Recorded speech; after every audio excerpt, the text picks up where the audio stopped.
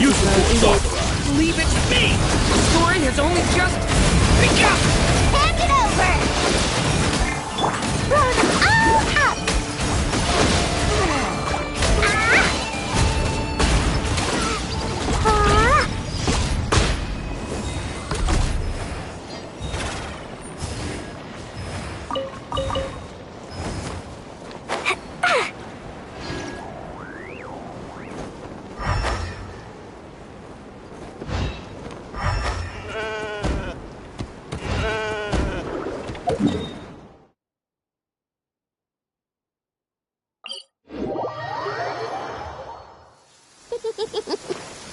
Lucky all my new bombs are waterproof.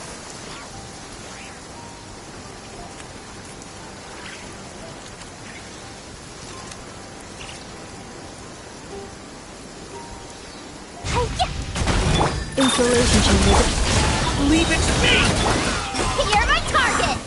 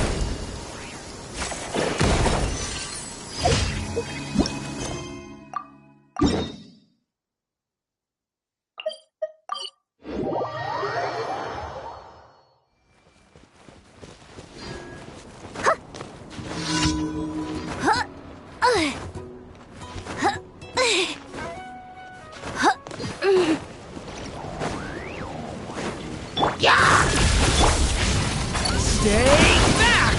The story has only just... You're not going anywhere! Blazing delight!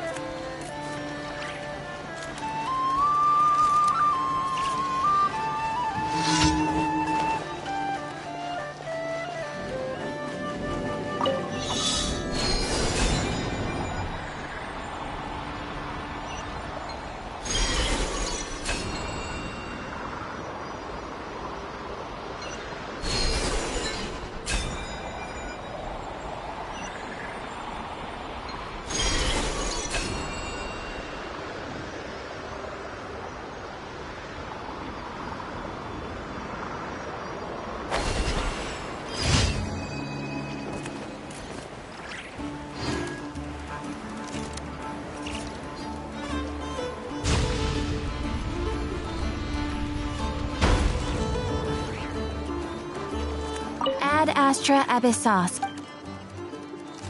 Thank you for completing today's commissions. Ad Astra Abyssos.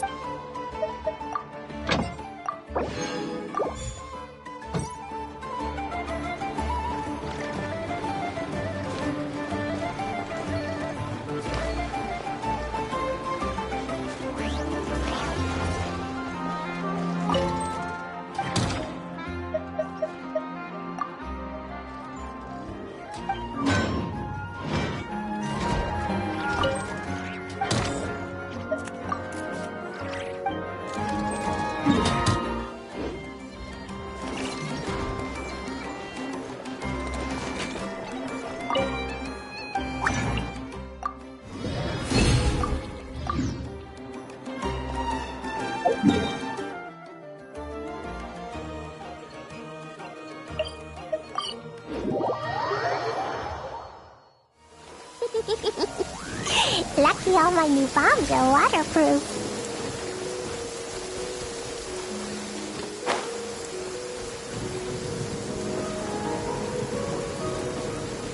La la la. Woo! Yeah. Woo! Woo!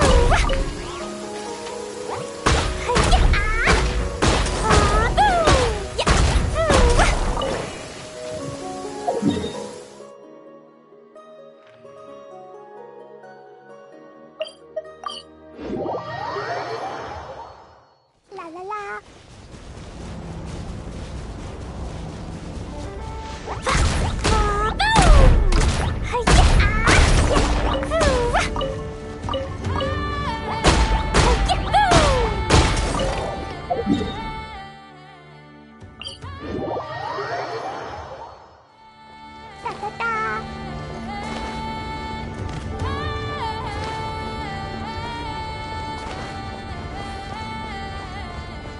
La la la.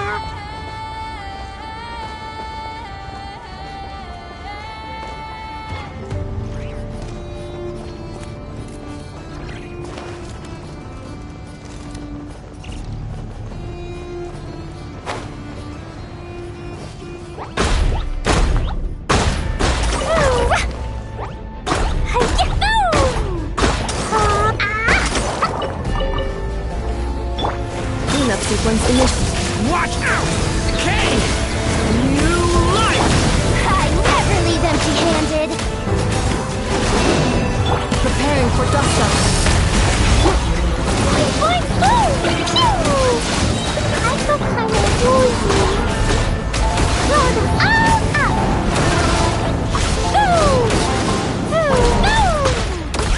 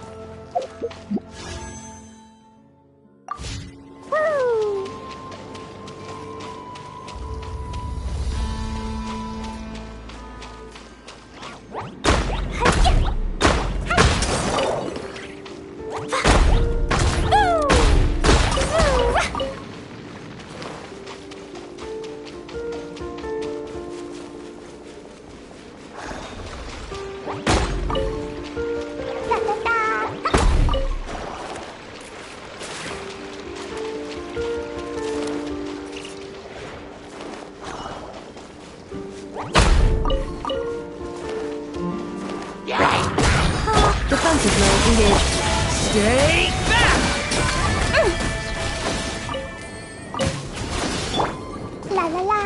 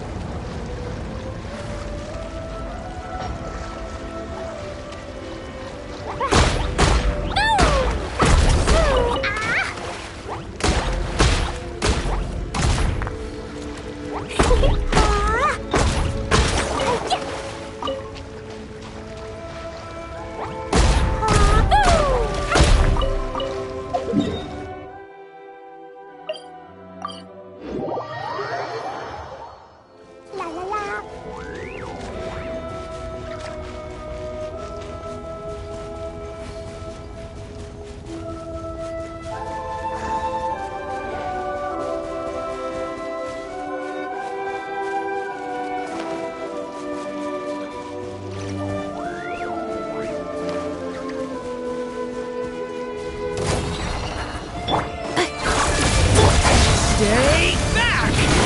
Turning point! Hand it over! Smash and grab! Boing, boing, boing! Pew!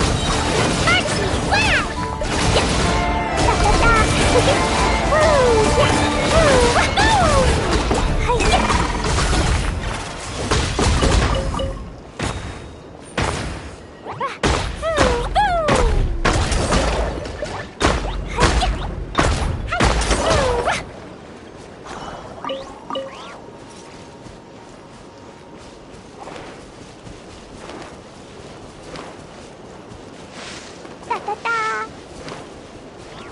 La la la.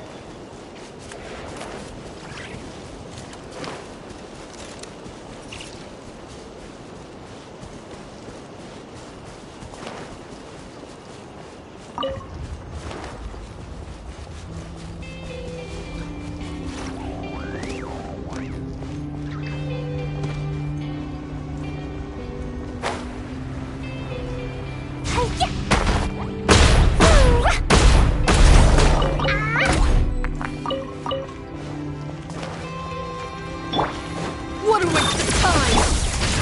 Leave it to me! A turning point in... You're my target! Annihilation mode. Boing, boing, boom! Rolling all up! Boom! Boom, boom! Boom!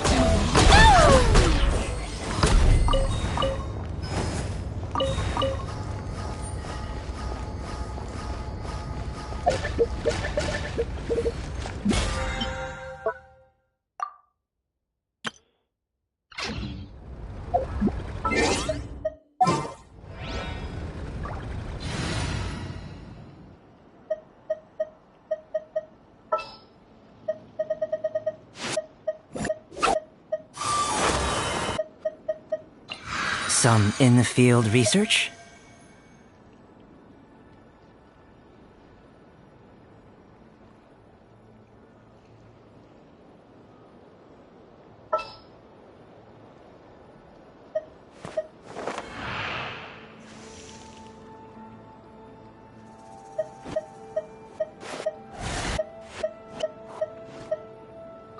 In the name of the Prinzessin!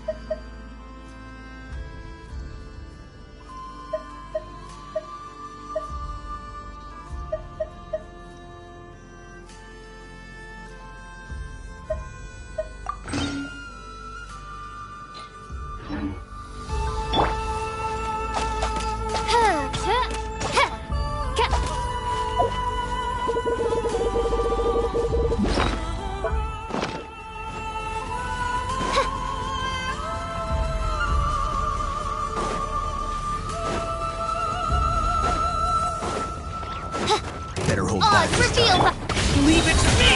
A turning point in... I never leave empty-handed! Coming to be. Feel this ancient power. Live! Midnight Phantasmagoria.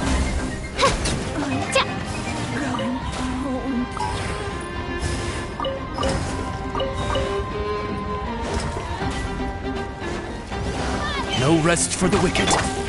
Watch out! The story has only just begun! Smash and grab! Burst forth. Yeah.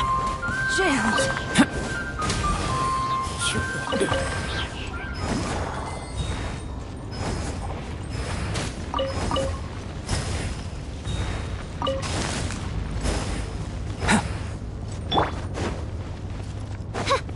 By royal decree... Watch out! Kane! New life! Hand it over!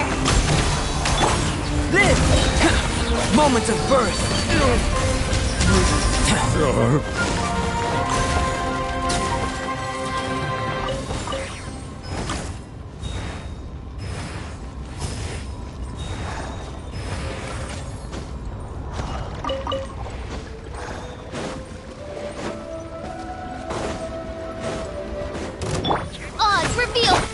Watch out! King! New life!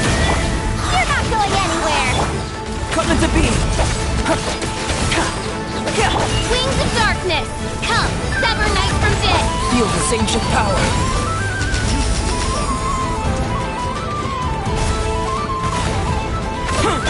I summon the... Stay back! The story has only just begun! I never leave empty-handed! This! Intel!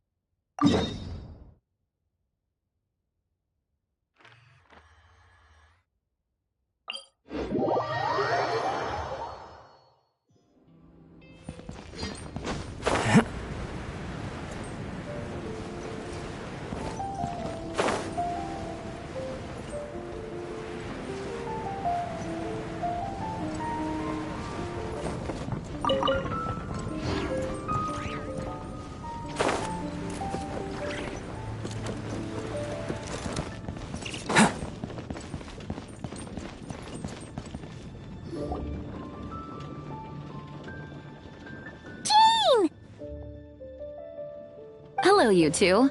I'm glad you got my letter. Durin's awake and waiting on the bench over there. I'm here if you need help. Just give me a shout. Don't worry about us. We'll be fine. Oh, hey, you two. I just remembered what happened right before I passed out. Thanks for holding me back. I shudder to think what might have happened if you hadn't. I'm fine now. It's just... a lot of people seem to have forgotten me. Don't worry. We'll figure out a way to fix this. Why don't you start by telling us what happened? It felt... so strange. After I realized no one recognized me anymore, I suddenly felt like I'd completely lost contact with my body. Abyssal power lies sealed within this body I inhabit. So when I lost my connection to it, I lost control of that power too. It wasn't until I heard everyone calling my name that I was able to reconnect with my body. You lost contact with your body? Does that mean there's something wrong with it? Sounds like we need Albedo more than ever. I don't think the problem lies in Albedo's alchemy. Huh. But then, why are people forgetting you? Guess that's what we need to figure out. That means we need Alice for sure. But it's been ages and she still hasn't been in contact.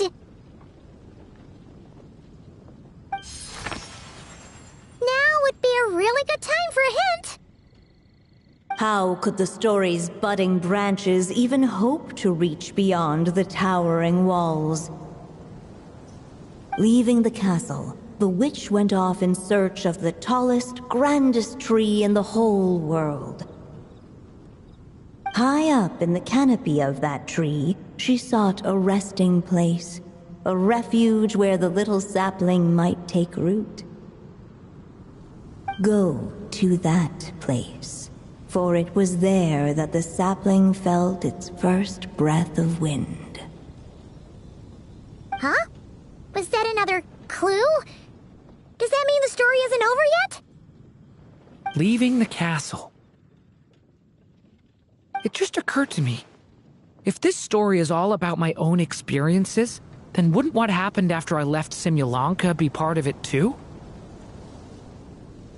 But how could she possibly know exactly what would happen? And even if she did, how could we know when the story was complete?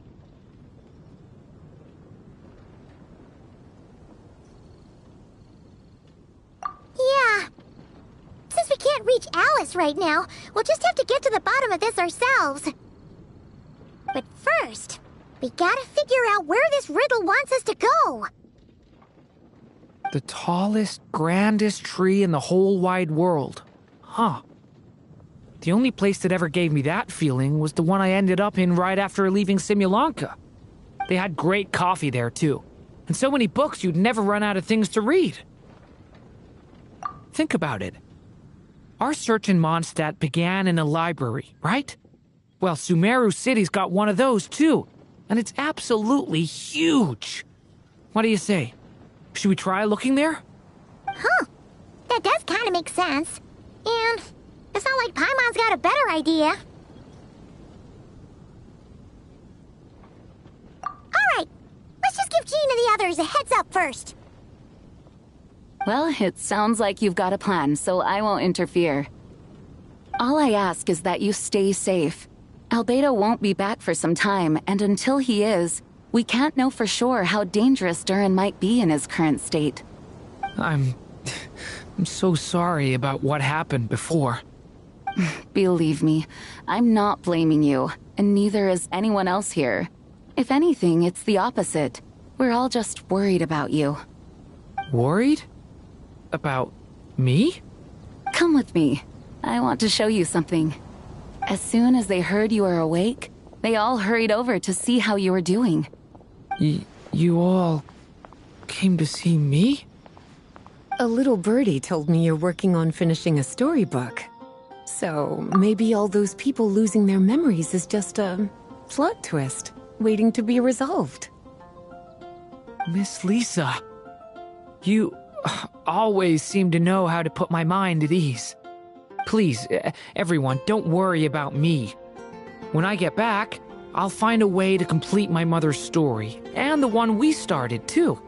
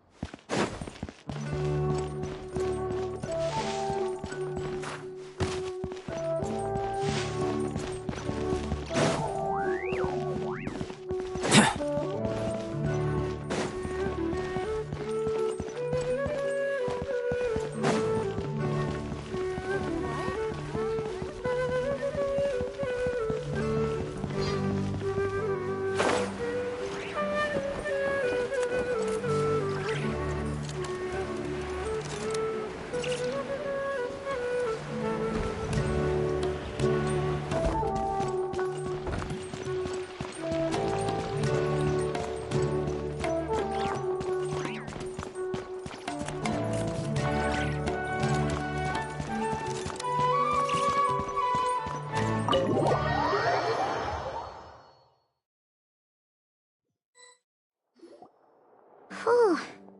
After the library hunt in Mondstadt, it's not as if Paimon was expecting this to be easy. But this... yeah... this is something else. Where do we even begin? Even the clue this time seemed kind of cryptic. Yeah. Guess the best we can do is stay on the lookout for more weird things going on. Huh? Sorry, what was that? I'm here to return Volume 5. According to the catalog, Volume 5 of this series is not available for loan.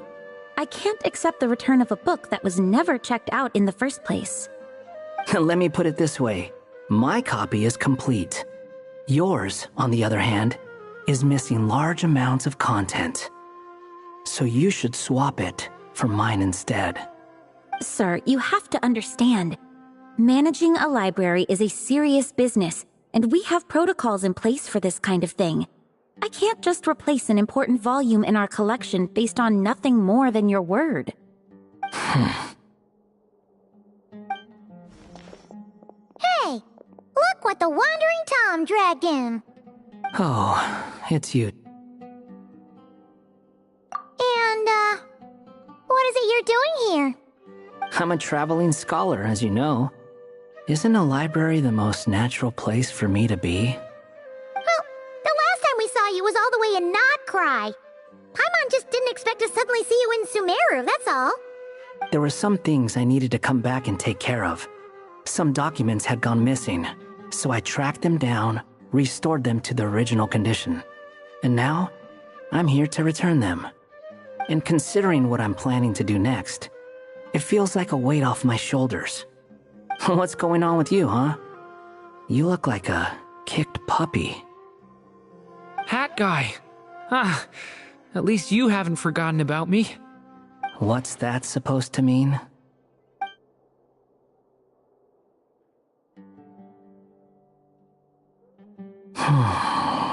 So it's been getting worse. Sounds like you know something we don't. After he left Simulanka, he spent some time traveling Sumeru with me.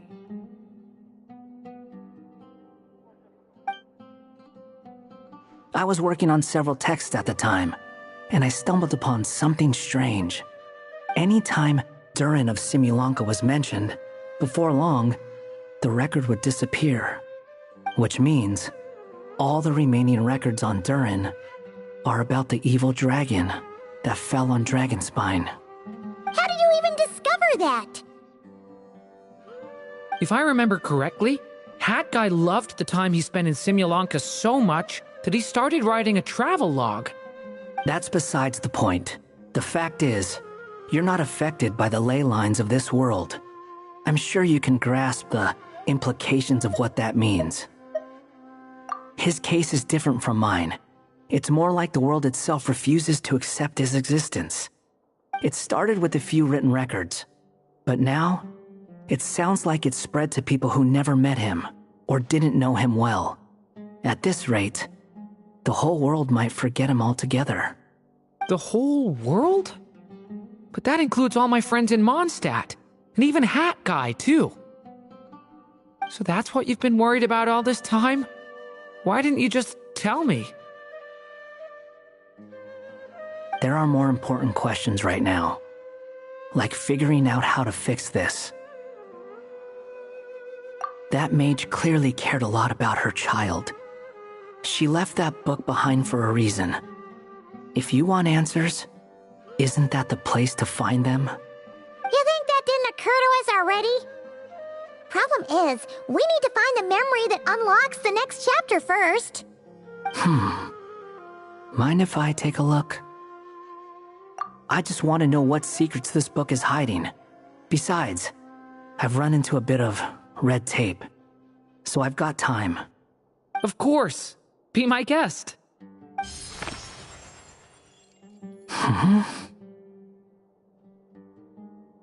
So, the memory we've been looking for was about you all along?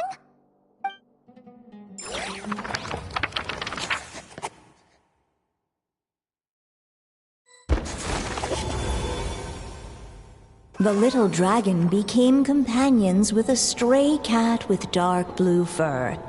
It was a friendship born of all they had in common. He left his castle at the stray's invitation, setting out to explore the world beyond its walls.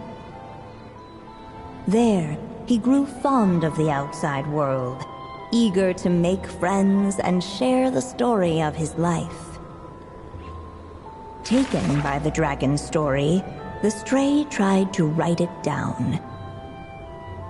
But he soon realized that no matter how he tried, it would always warp into the evil dragon's tale.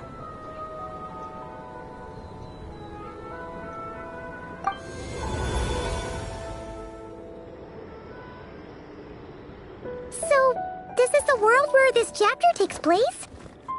Looks like we're at the top of some kind of gigantic tree. This one must be about what happened to me when I first arrived in Tevat. No wonder the memory that unlocked it was about Hat Guy.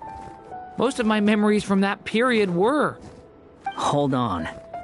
Anyone want to explain how I ended up looking like this? Maybe you've become a character in the story too. You see me as a stray cat? A wandering Tom, to be exact. You should count yourself lucky. Of all Durin's friends, your character is by far the most memorable. Maybe it's because I've known Hat Guy for longer, so my impression of him is more vivid than the others. Vivid? Then how come you haven't changed one bit? Guess that means the impression the Traveler left was so vivid, it didn't need changing.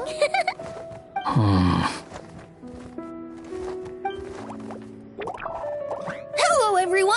Ready for today's adventure? It's the storybook, Durin! Oh. So you're not playing yourself in this one? Does that mean the two of you have even more memorable roles to play? Where are we going today, kitty cat? Whatever. Just follow me. Same as always. Okie dokie! Can we chat along the way? If you have something to say, just say it. Was that seriously how the two of you communicated when you first got here?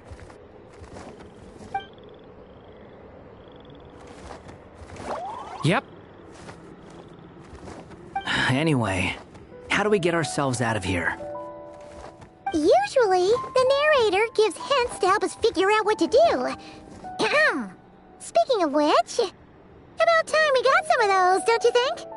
The story's vines had woven themselves together into a giant tree, the boughs of which a little storyless dragon now paced, homeless among its leaves. He had to find a way to leave this place and set off in search of a home of his own. If he stayed, the world would erase him from its memory altogether. To leave this place? But where am I supposed to go? The little dragon felt completely lost. Just like the vines, the road ahead branched off into different directions, twisting and turning before disappearing into the mist. But as luck would have it, a prophetess waited up ahead. Perhaps she might know where each path might take him.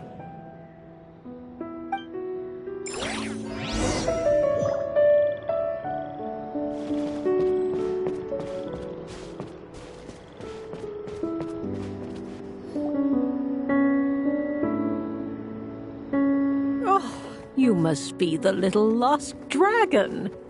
It's true. My friends and I are lost. This meeting was no accident. The prophetess was in fact the seer witch, here to present her promised gift. The seer witch? Oh yeah! That's Mona's teacher, right? The old hag? Insolent child. I am the seer witch, your prophetess, not some old hag. Sorry! Now, little lost dragon, I have come to bestow the gift I once promised. A prophecy. A prophecy? Hear me now, for my prophecy is this. One day, the dragon from beyond the castle shall be reborn, and none may avert its coming. The wind took the prophecy and swept it off into the distance. And so, the little dragon was shown a path to wander. As far as I remember, once that alchemist from Mondstadt learned about the prophecy, he chose to stand with you against the evil dragon. So, what does any of this have to do with you being forgotten? Oh, wise witch of prophecy! Could we trouble you with another question? As enigmatic as she was elegant, the seer witch spoke no more, for her thoughts had long since returned to the starry firmament above. Just when we actually needed her. The seer witch was my mother's friend, so the prophecy she just gave should turn out to be helpful. Well, It's not like we've got better options. But if all we need to do is leave this place, which path should we take? Why don't we take a look around?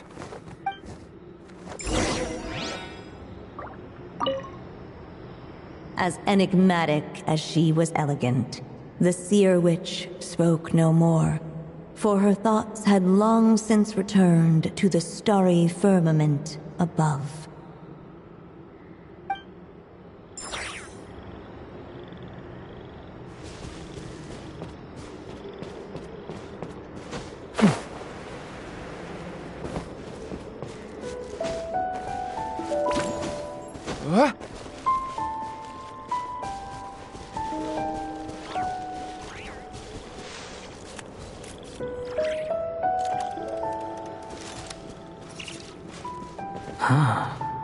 Looks like there's another path over here.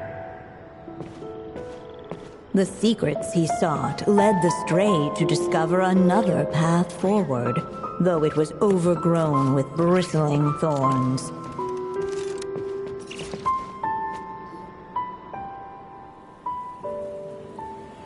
It seemed to lead away from this place, but each time he tried to follow it, the branches of the tail sent him back to the start.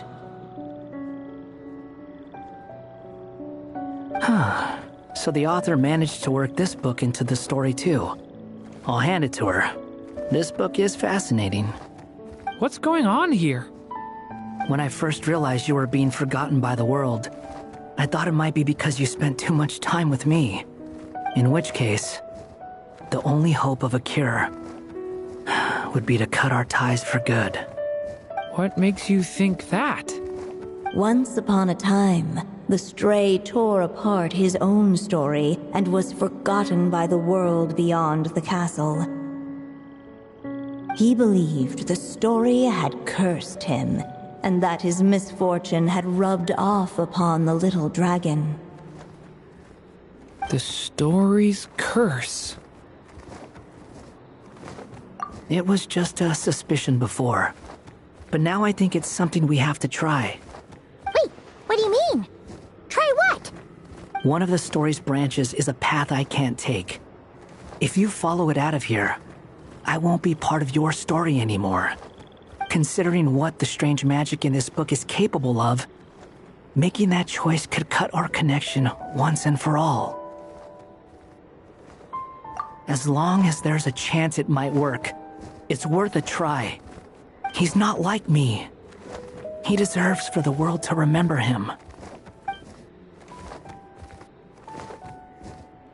Well, maybe Hat Guy has his reasons for thinking that way, but that's not the kind of decision I can make so easily.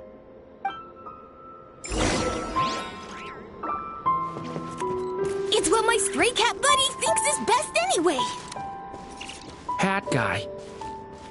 It's worth a shot. Just don't let this world forget who you are.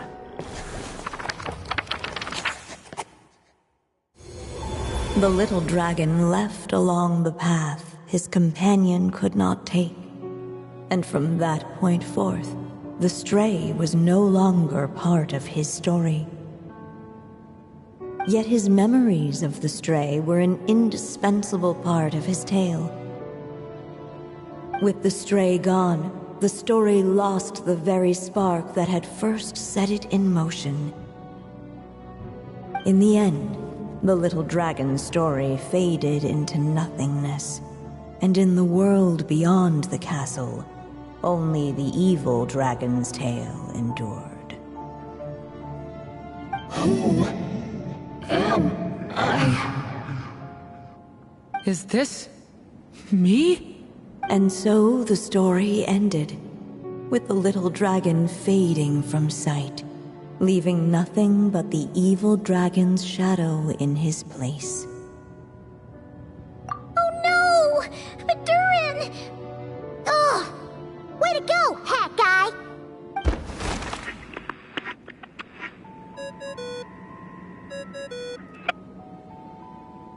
Hello, children. If you're hearing this recording, it's because you've reached a certain ending. You may have noticed that little Durin's experiences have been written into the pages of this book.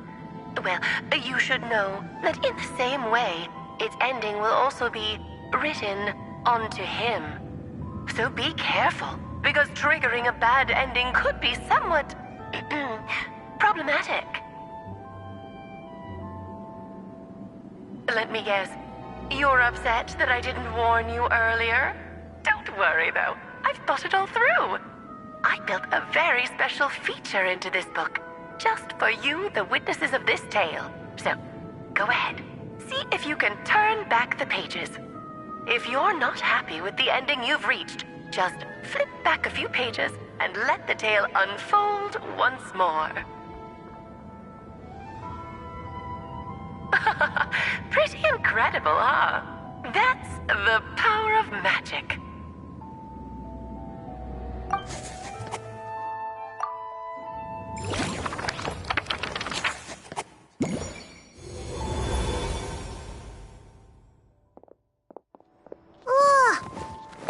Was awful. No way we're picking that path again. What are you even talking about? Hurry up and pick a path so we can get out of here. Let's pick one together. Sounds like the others aren't aware of what just happened. But Paimon's not sure how we'd even explain it. Guess all we can do is warn them if they're about to choose wrong again.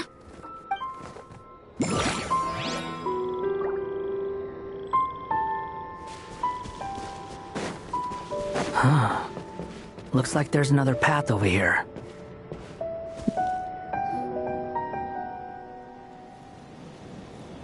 It seemed... If we go this way, Durin will forget about... What? You'd be choosing a branch of the story that I can't take. But, at the same time... Yeah! You're one of Durin's best friends! And what Paimon's trying to say is... Fair enough.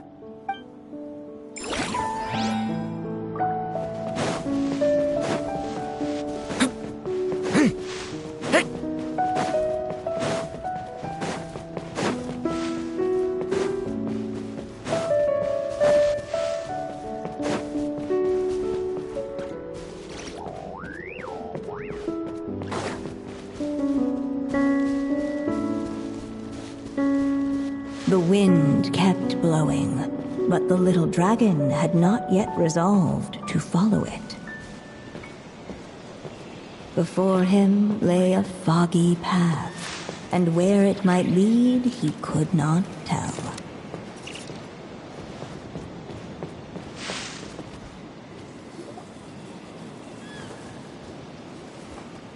If we go this way, we'll be heading back to Mondstadt, just like we planned. Out of all the options so far, this seems like the safest, right? At least we know what happens next. He helps stop the evil dragon from returning, gets a new body, makes a whole bunch of friends, who all just forget about him. But you didn't forget, Hat Guy. I'm just saying, choosing this path wouldn't solve the main problem. You'd still end up being forgotten. I'm not against choosing this path. I just wonder what secrets it might be hiding. Let me think about it.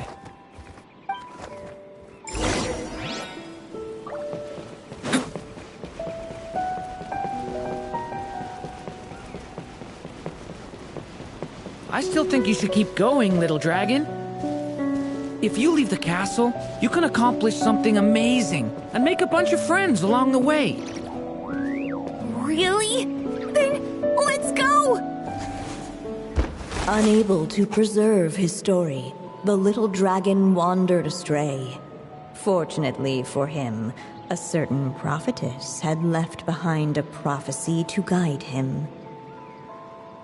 The wind took the prophecy and swept it off into the distance, and so the little dragon was shown a path to wander. Following the wind's guidance, the little dragon made his escape. In turn, the prophetess affirmed the little dragon's choice, leaving an extra secret as her parting gift.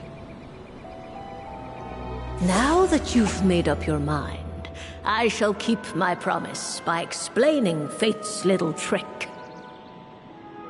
Long, long ago, the gods of the high heavens gave the world outside the castle a magic of its own. They called it storytelling. It was a magic of almost unshakable power that governed how people met, grew close, and understood one another. Each person had a story meant for them and them alone, one whose ending was written in the heavens long ago. In truth, your story and the evil dragons are simply two versions of the same tale, and that is something the magic of storytelling cannot abide. Beyond the castle's walls, your story cannot take root, for the evil dragon's tale has done so already.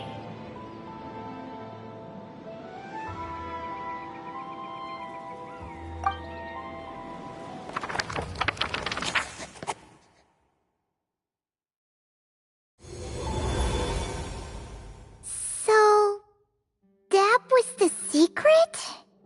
Huh. But what does that mean? You still don't get it? Simulanka Durin and Tevat Durin share a special kind of connection. Their fates are mirror images of one another. While they were in two separate worlds, there may have been some mutual influence, but their fates were independent.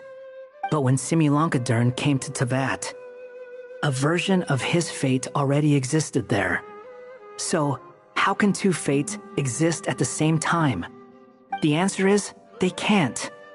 The rules of this world don't allow it. You can't return a book you never checked out in the first place. So, what's Durin supposed to do? Those mages seem to have come up with quite the ingenious solution.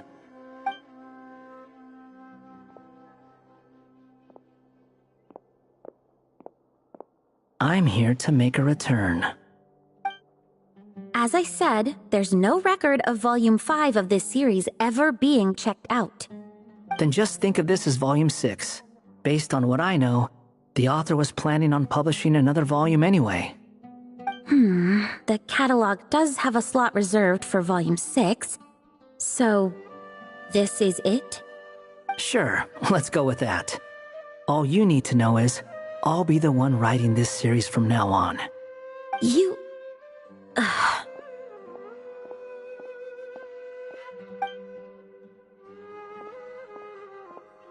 What are you up to this time? Remember the red tape I mentioned before? Well, I just took care of it. Now, I guess you'll be off to see your alchemist friend? It should be pretty obvious by now. He has the answers you're looking for. Well, we do have a whole bunch of things to confirm with Albedo, that's for sure. But didn't Jean say he'd be gone for quite a while? I'll join you. Just let me know when it's time to go. Hat guy? Don't sound so surprised. I'm part of this story too, aren't I? I'm just playing my role. Well, yeah. But it's not that. I just feel like you want to help, but something's holding you back. When I first realized you were being forgotten by the world, I thought it might be because you spent too much time with me. I even thought cutting our ties might be the only way to fix it. Why would you think that?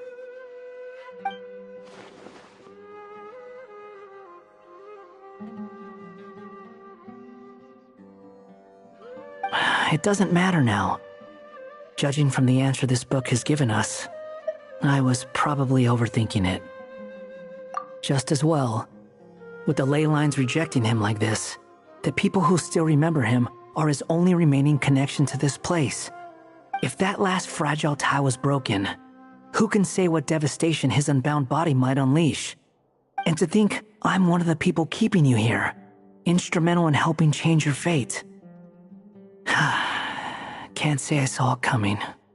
Well, if it's good enough for Hat Guy, it's good enough for me. After all, he is about as odd as humans get. Excuse me? With some people, even if you try asking a simple question, they'll always give you a complicated answer. And the more you ask, the more complicated it gets. Truth is, Hat Guy's just that kind of guy. Whatever.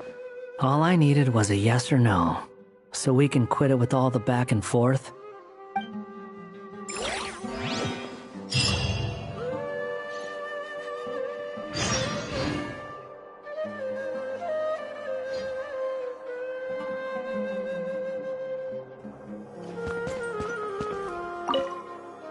If you feel like stepping back into the story, just come find me.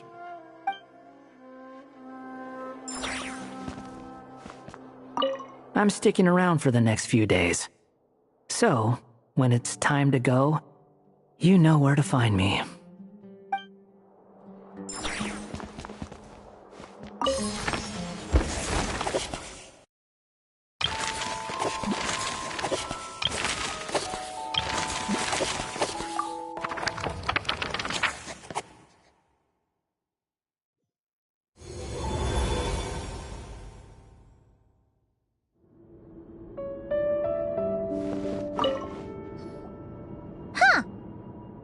Doesn't remember seeing this many manuscripts. So, she wrote this many books? Weird. Is it just that Paimon hasn't... Wonder which story these are for?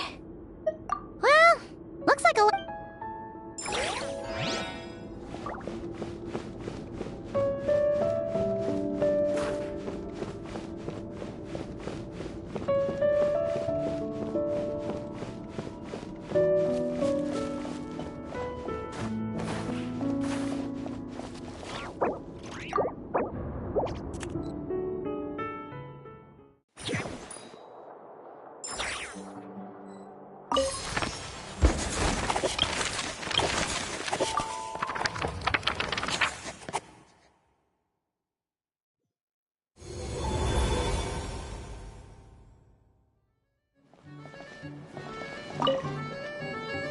As of late, the Tricksy Witch has nearly the entirety of the... Such a pity that she can no longer... Tell me, does the Wander... Who can say how long we'll have to wait? Then how about the Memory Witch? Yes, she has that secret... As rare a chance to... Cheer up. At least you came with... I suppose I'm just...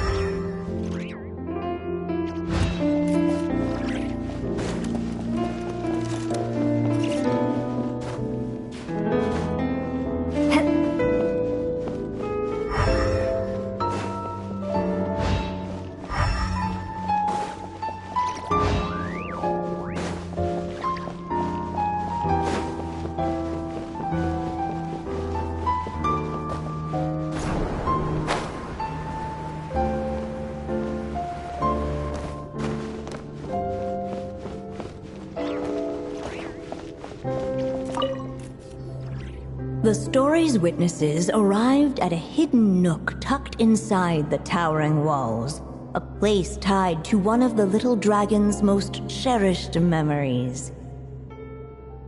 Within those memories lived the friends he made in the castle. Hey! You're all still here! Cass proof that Durin's friends from Simulanka really do hold a special place in his heart. Hello again, golden-haired traveler and silver pixie. How fares the little dragon on his journey? What? But I still remember him. I haven't forgotten him either. Neither has this cat in the box. That's good news! At least Durin's friends still remember him. Okay, we'll just have to find a way to help everyone else remember him too. Oh, wait. Are we missing someone? Don't talk about other people behind their backs. Of course I remember him. Whoa! You can't just sneak up on people like that. Gotta say though, this is quite the look for you.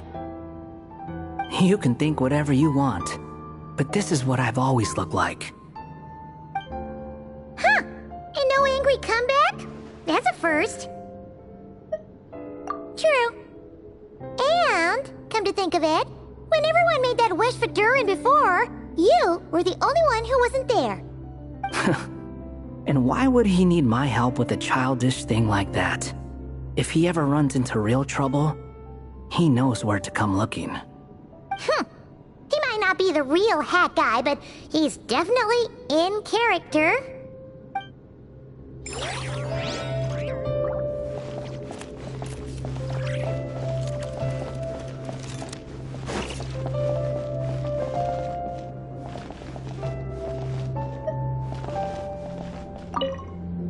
But how could everyone just forget him like that? Does he need another blessing? He was bound to face challenges in the world outside the castle. It would have been a pretty boring journey otherwise. If you ask me, the less eventful a journey, the better. If he ever runs into real trouble, he knows where to come looking.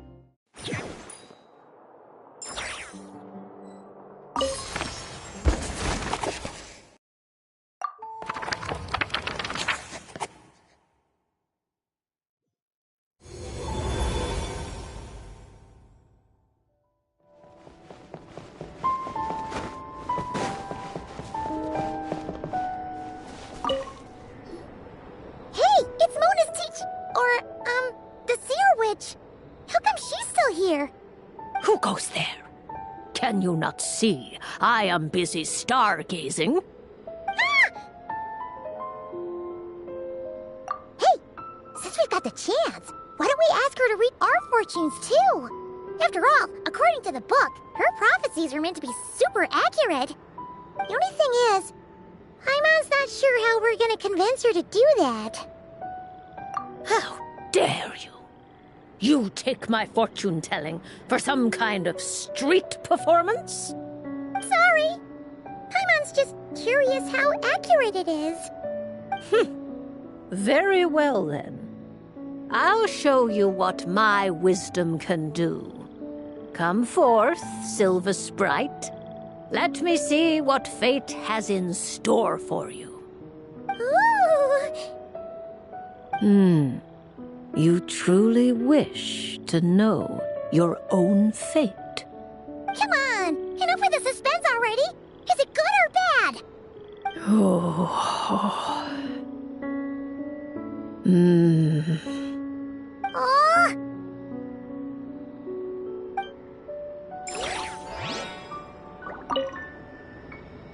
Oh.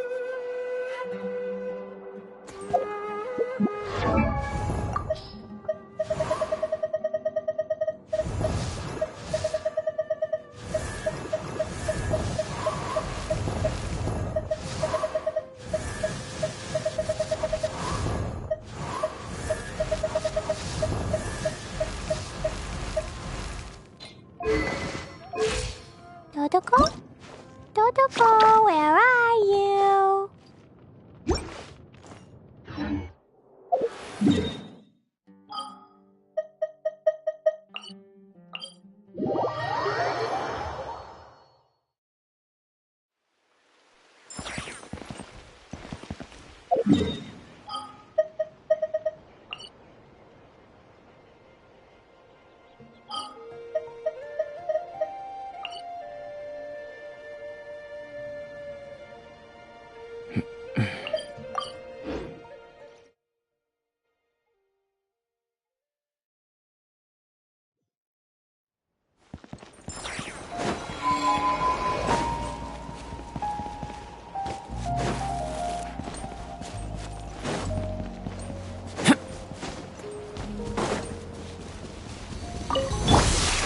Ourselves a straggler.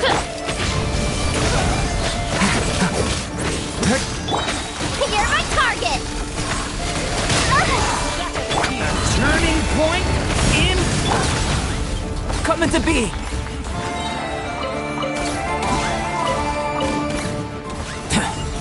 Witness my great undertaking!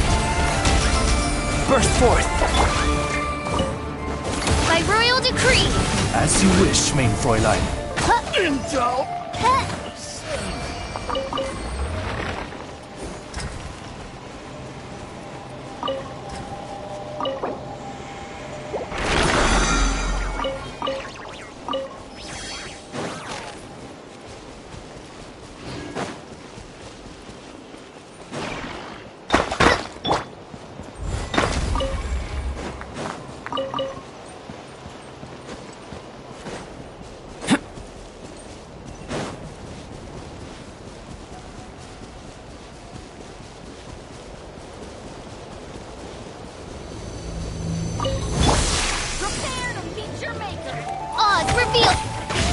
Stay back!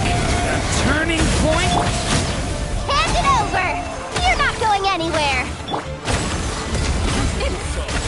Gems!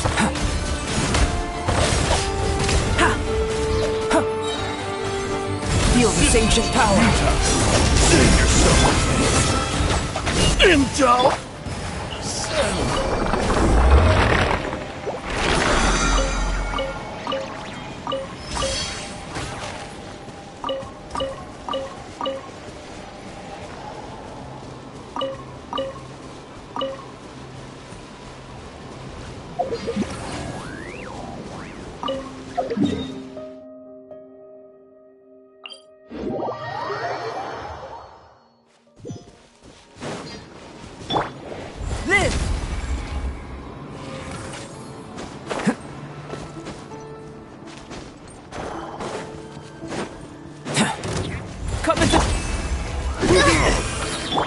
Leave it to me! Smash and grab! I wasn't done. Picked the wrong test subject.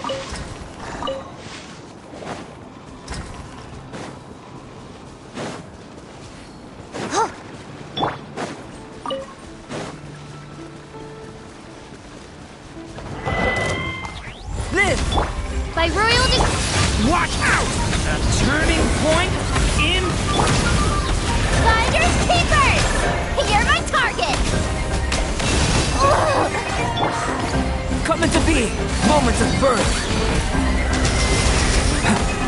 Burst forth! Midnight Phantasmagoria. But it's not one of royal blood!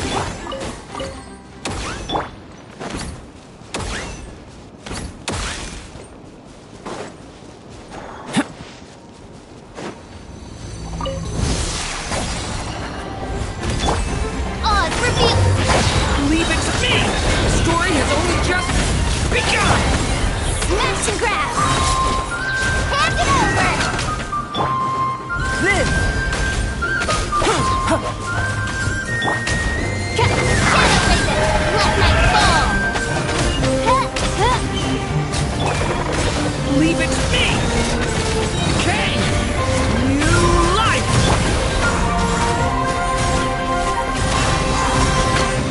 Witness my great undertaking! Coming to be!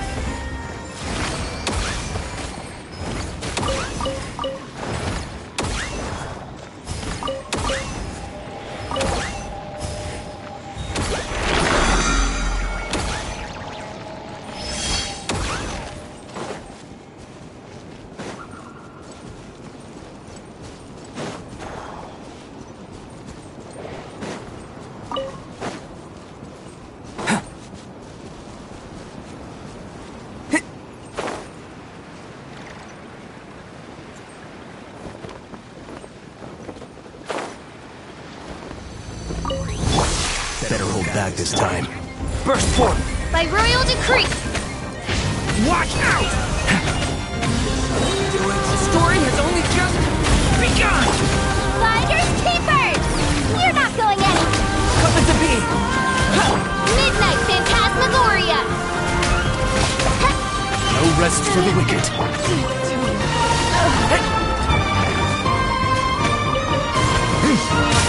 Stay back! You're my target! Odds revealed! Burst forth! Feel this ancient power!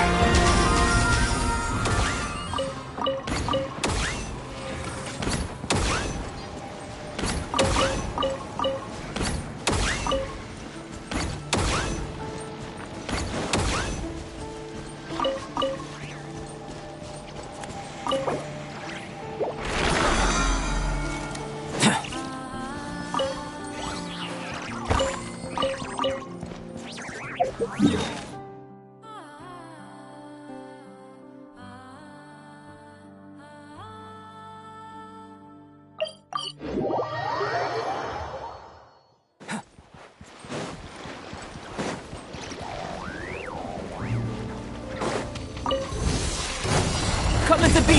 By royal decree! Leave it to me! The story has only just begun! I never leave empty-handed! You're not going anywhere! Wings of darkness! Come, sever...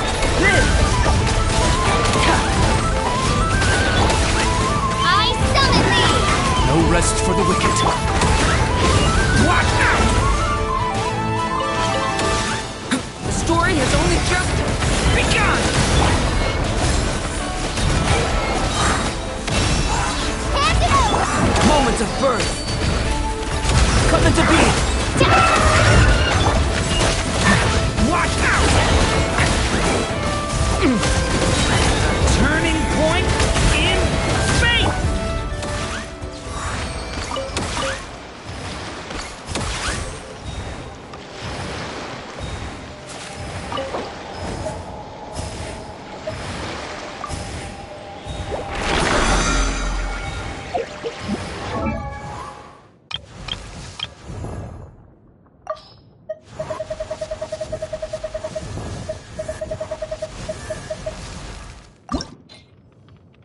Dodoko? Dodoko, where are you?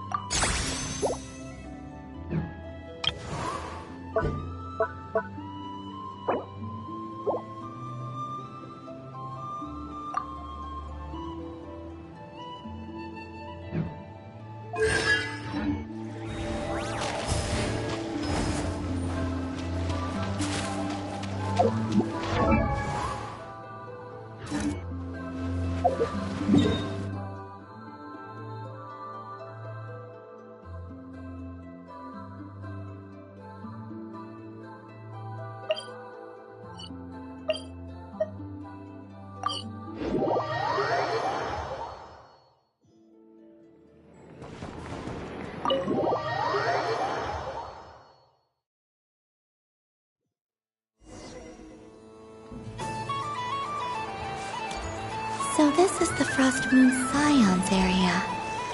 It feels very familiar. But everyone looks much happier than usual.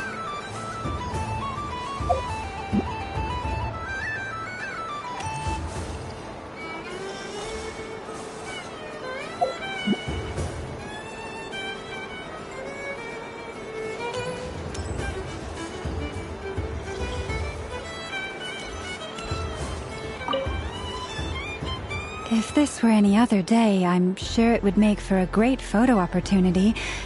but Moon Prayer Night has rendered my antlers uncomfortably large. Doesn't it look like this rhyme-horned deer has 2 sets of antlers?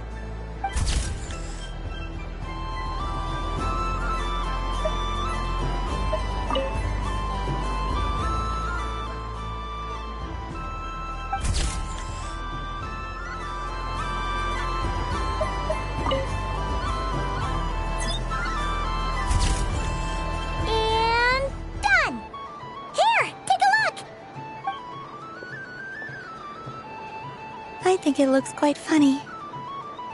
Well, Paimon thinks it's super cute. It looks like a silly chic badger and a rhyme-horned deer that's about to fall asleep. Maybe I'll stand on the chic badger's side instead. It looks like we've attracted the attention of quite a few animals.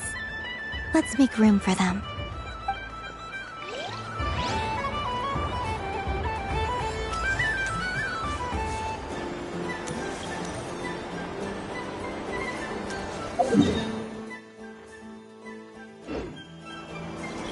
This must be the mage's stall. It feels like I've entered a fairy tale. Ah, how lovely.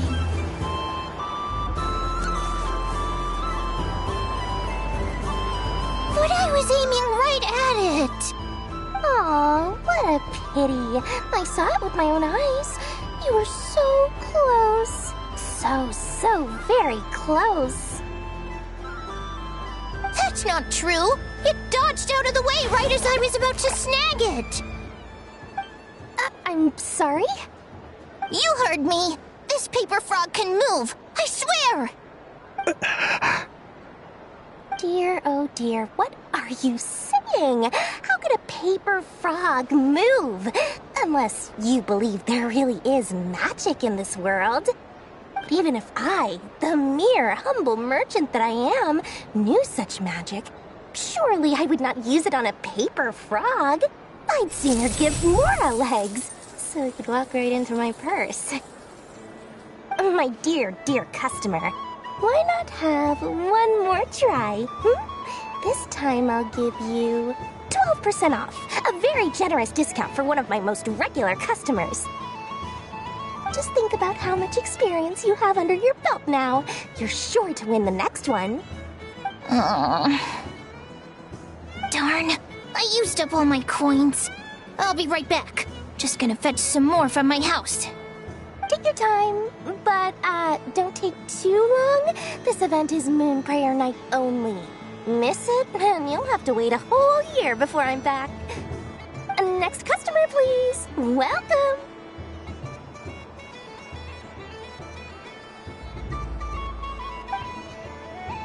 Hello. Whoa! What's this big one doing over here? How do I tell my employees not to go running around this time? Shooting them a glance won't work. I haven't known them long enough. Dory?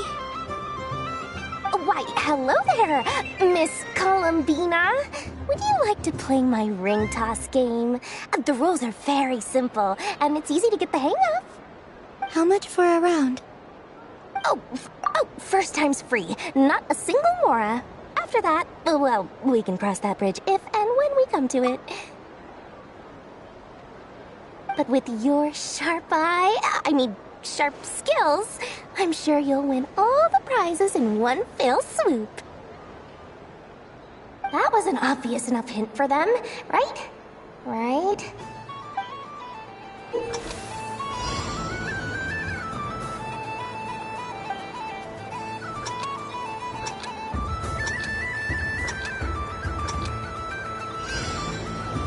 Here comes the ring! Oh, peanuts.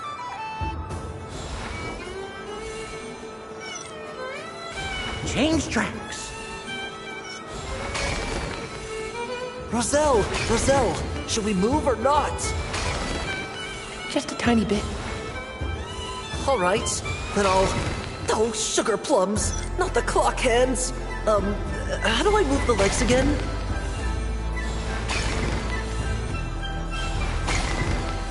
Stop dodging!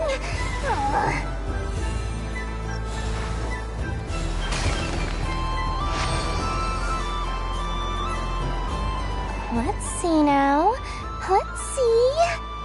Wow, very good. That's the highest score we've had all night. And here's your prize. Now, how about another round? As for the cost... Happy Moon Prayer Night, Miss Columbina. Happy Moon Prayer Night, Durin and Hat Guy. Are you here to play the game? Yes.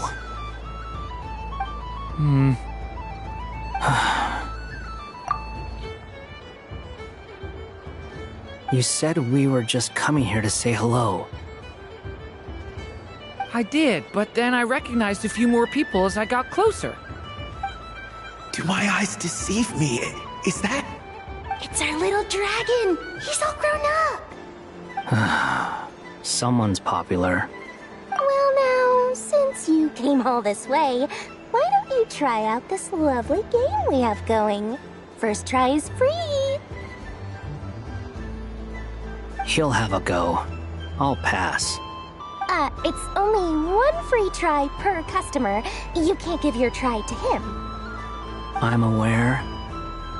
How has Elder Almond been lately? He's in great shape. He goes for a run in the forest every morning to stay fit and healthy.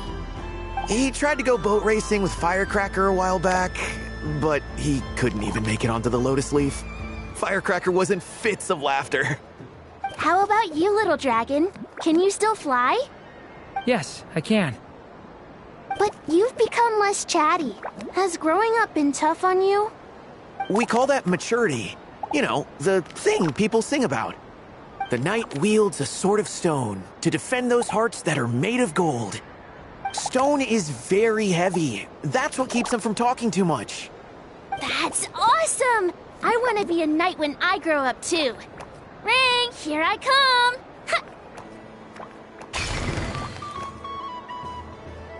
Oh, the hat-wearing man. I never thought I'd see you again. You seem more determined than when I saw you last on the train. If you say so. Oh, I do say so. The people you once helped see it clearly. It's because you are once again on the right track. May the engine in our hearts propel us to the station of our dreams. I can move! I can move now, Roselle!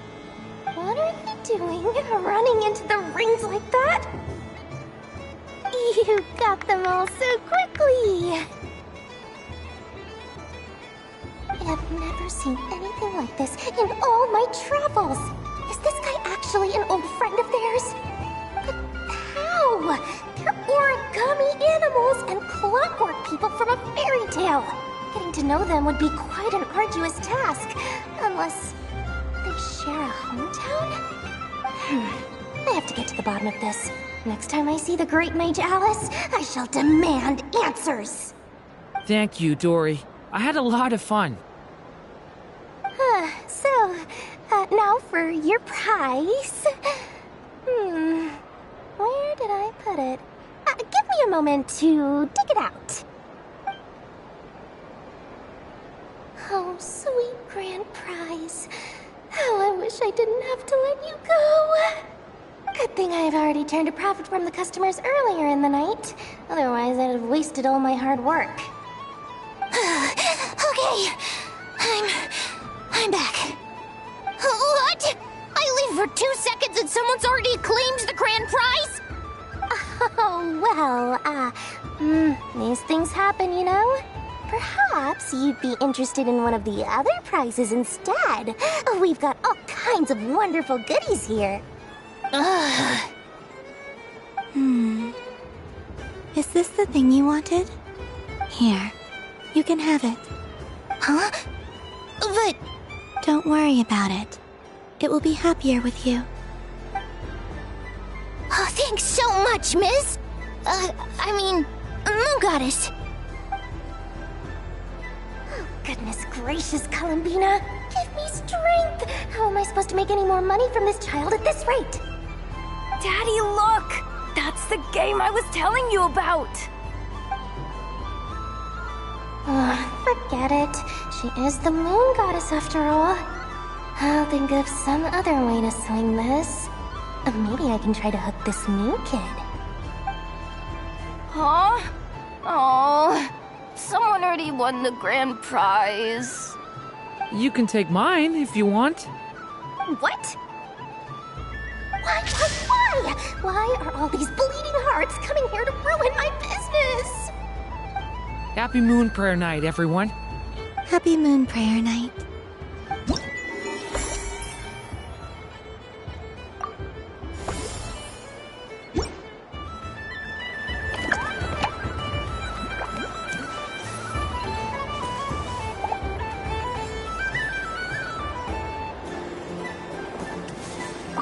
If all the prizes are gone, I might as well close up shop for the day. But you haven't had your fill of fun yet, right? So the next time a customer shows up, you're going to have to run faster, alright? And remember, run out of the rings, not into them.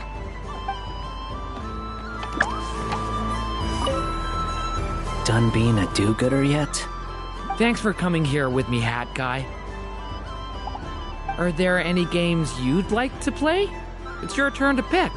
I'll come with you. Why does that hamster think you've grown up? You haven't changed at all. I know you don't mean that. You're just taking the opportunity to make fun of me, aren't you? Even if you won't admit that taking some time to compose yourself is important, I can see that you're doing it in practice. Otherwise, you'd have taken off your hat and flown away by now. Looks like Albedo's socialization program has been far more useful to you than all those Vahumana textbooks.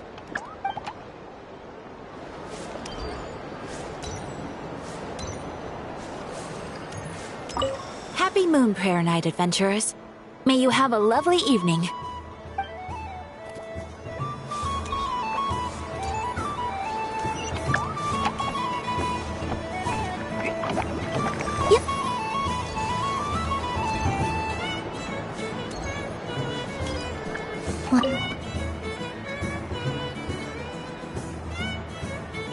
Come on, Citrus. One more round. Just one more. But my neck... oof. It's acting up again. You should take a break. Health comes first. Yeah, don't push yourself. We'll find someone else. Hey, don't look at me. I'm the referee. What are we gonna do then? Do you need any help? Yes, we do. We need one more player for our game. All right. Could you teach me how to play? It's really simple. You just throw the dice and move by that number of tiles. First one to reach the finish line wins. Rolling a hamster means you move one tile. A paper frog is 2 tiles, and a flying squirrel is 3 tiles.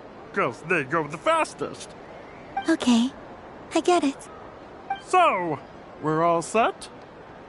In that case, please take your places and let the game begin!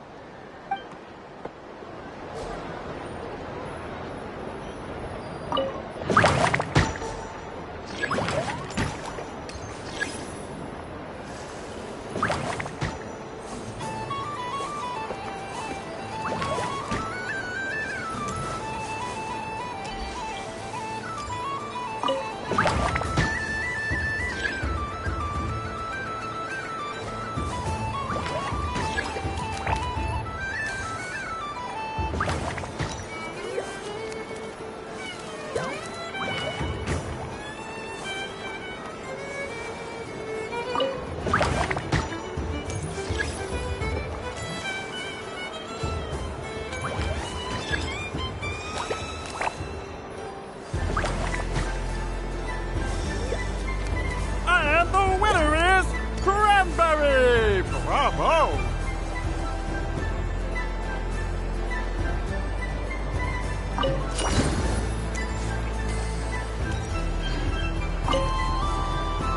It's a pity that my good friend Faro Bear is busy working on a training program for Princess Semest. If he could have been here, the victory might have been his.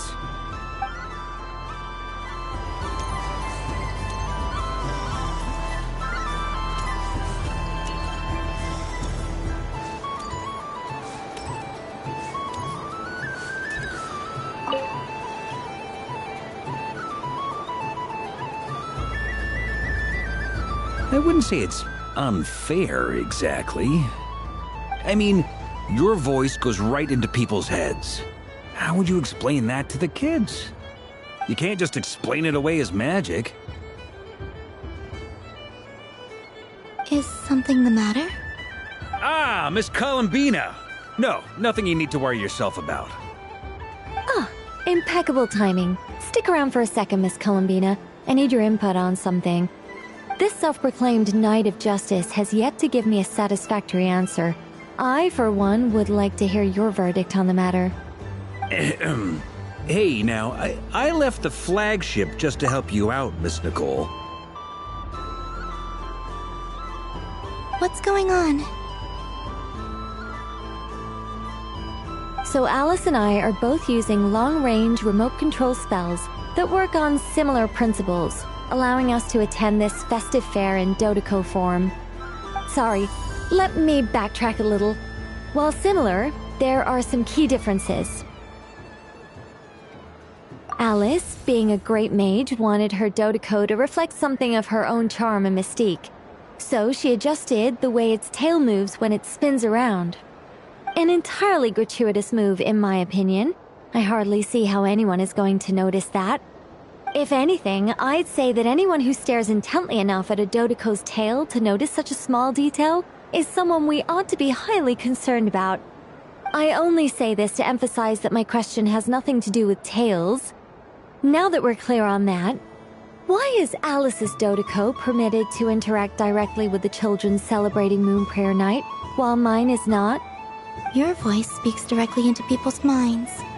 See? Exactly what I said.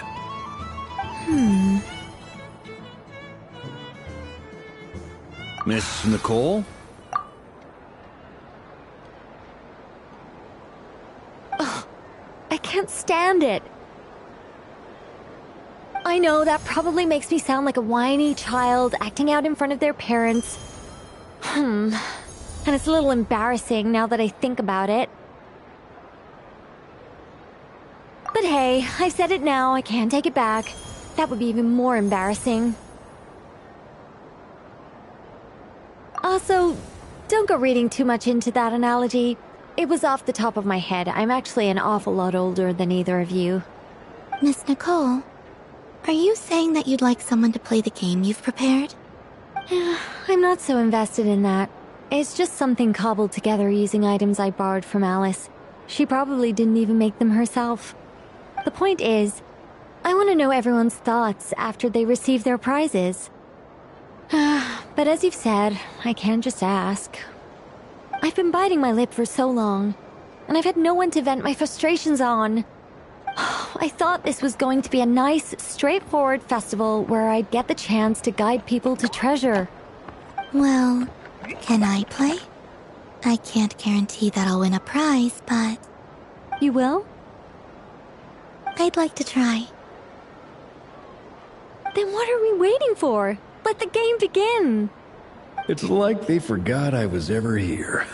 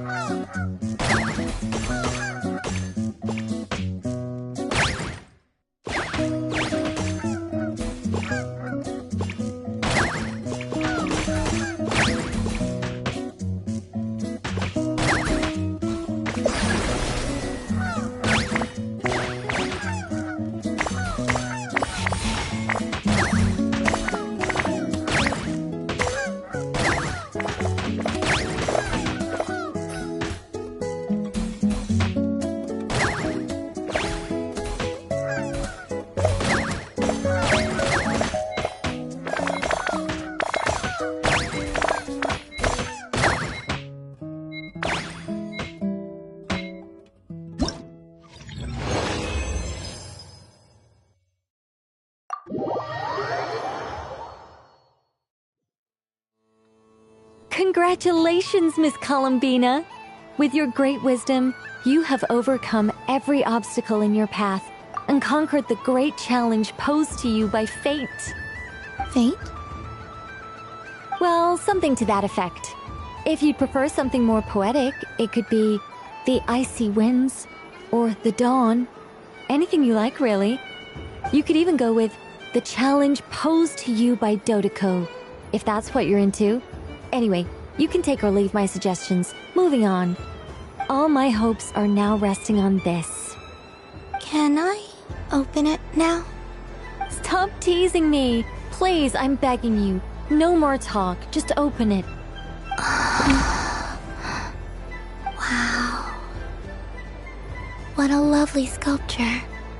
Classic and cute at the same time. Thank you, Miss Nicole. I'll always treasure it. There we go. Music to my ears. You have my sincerest gratitude, Miss Columbina. Thank you for sharing your precious time with me and fulfilling my wish. Don't mention it. You've all done much to help me. And still, I'm the one receiving all these gifts.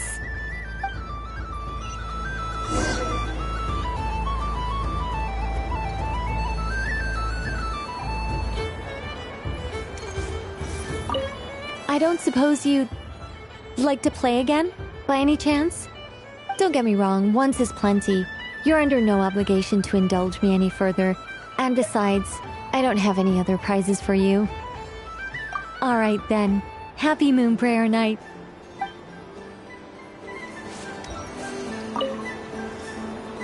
A soft and furry creature that bounces and jumps. Welcome home, Moon Goddess. This one talks, too. Allow me to introduce myself. I am a Dodeko from a distant archipelago, the most mischievous of all my Dodo brothers and Dodo sisters. When the going got tough, I powered through, and when I met obstacles, I boomed them away. That sounds like a lot of fun. Doesn't it just? Oh, but then the trouble started. Recently, I found a lovely beach, the same beautiful jelly color as my hometown, and so I dove in to have a look. Only to find it overgrown with seagrass and nasty little spiky fish everywhere, looking to turn me into a Dodeko kebab. I made it back to shore by the skin of my teeth, but my tail was sorely hurt. Couldn't you just boom them away? Oh, I wanted to, believe me. But I've heard that you, Moon Goddess, can understand animal speech. The last thing I wanted was to cause a gigantic fuss and get taken to court by a school of spiky fish. I'd be driven out of these waters for good, and my winter holiday would be ruined. And so, dear Moon Goddess, I was wondering if you might lend me your allegiance. Are you roping me into a crime? Oh, let's call it a once-in-a-lifetime carefree adventure. Does that sound better? All the festival goers tonight are dressed up as the Moon Goddess, but there's nothing to say that the Moon Goddess can't disguise herself as a Dodeko, is there? Besides, this is your home. You should be free to be whoever you wish. I'm afraid I'm not well acquainted with Dodekos, Madam Mage. Oh, that's quite all right. We Dodekos are innocent, happy creatures with a free-spirited nature. Many, like myself, are mischievous troublemakers. Others are lazy souls who like nothing better than to lie down on a nice rock and take a nap. In our eyes, every creature who yearns for happiness and freedom is a Dodeko. But perhaps in yours, we Dodeko are a fluffier and more mischievous breed of Kuhenki. Yes, that is a much easier image to follow. Oh, wonderful! Then let's play! Grab onto my tail and follow me into the sea! Time to settle some scores with the bad guys!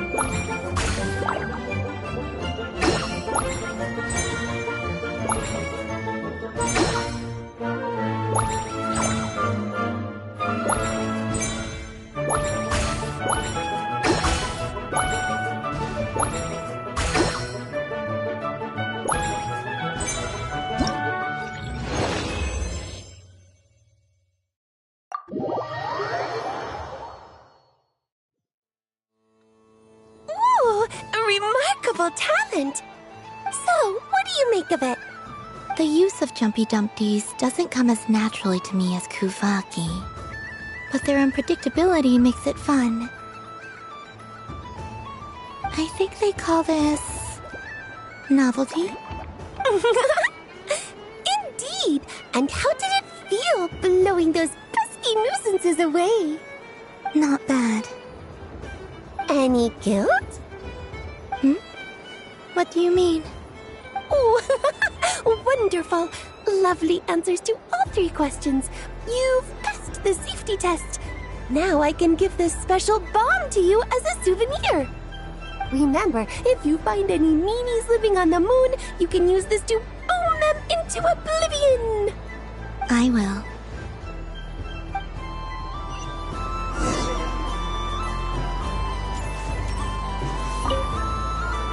For another round of fish blast? Of bye-bye bad fishies? Of course! Feel free to come back whenever you like. There's always time for a dodo venture.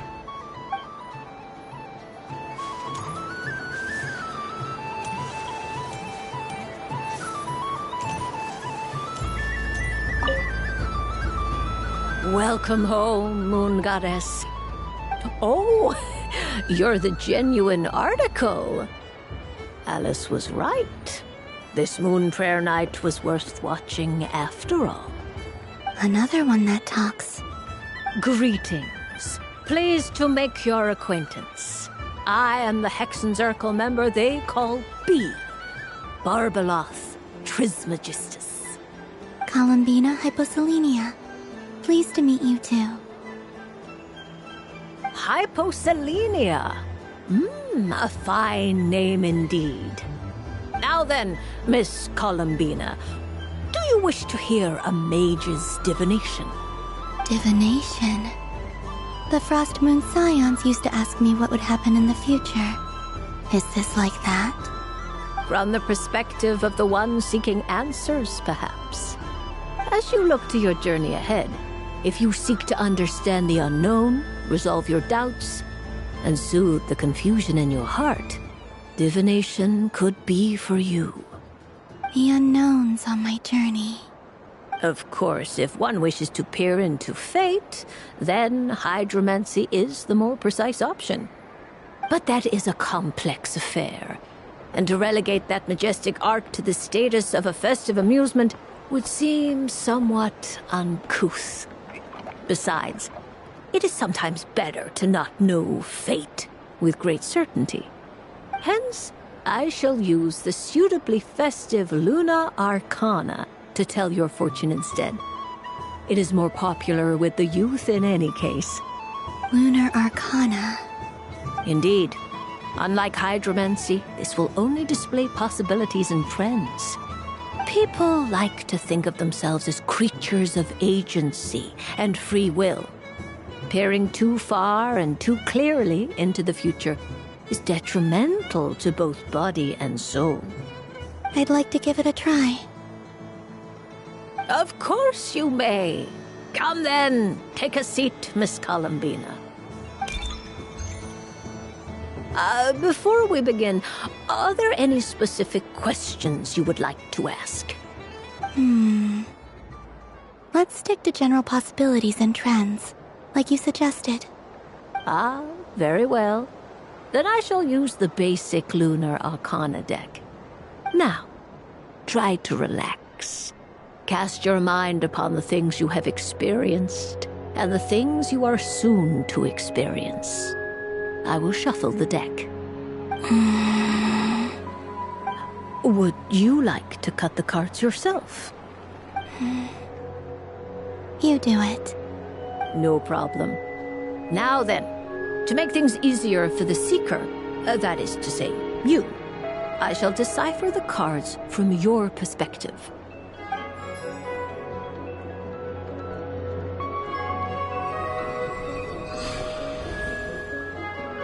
Please, draw the first Lunar Arcana.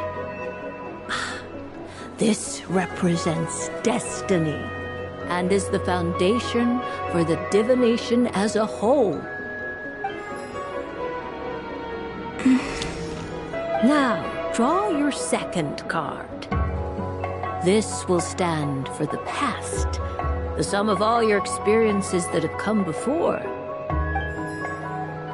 And now the third Arcana. This is the present, your interpretation of the current moment. Finally, the last card. This shall speak of the future, which... Oh. Kuvaki Pulse? Fascinating. I've never encountered this before in my role as a diviner. Something has exerted an influence upon this card, causing it to leave its designated position. What do you make of this, Miss Columbina? Perhaps this is the guiding hand of fate in action. Of course, if you wish, you can choose to deny the validity of this card and draw the future for yourself. No, it's fine. Let's go with this one. A bold decision. I must say I'm looking forward to the results. Well then, let us flip the Lunar Arcana in sequence and see what emerges. Sure. First, Destiny. No surprises here. The card that represents yours is the moon. The moon. Indeed. The moon can represent the truth at some times, but deception at others. False peace, destructive calamity, and the world-changing power that lies within. When the moon is placed on the destiny tile, it indicates that your destiny is not what it may appear on the surface. Instead, it may yet have a hidden side. It symbolizes a journey through the fog, fraught with uncertainty and deception, where one must face inner challenges head-on. I don't understand. Patience, my dear. This is but the first card, which serves as a basis for the interpretations that follow. Our divination will only grow clearer from here on out. Now then, flip the second card, the one that speaks for the past.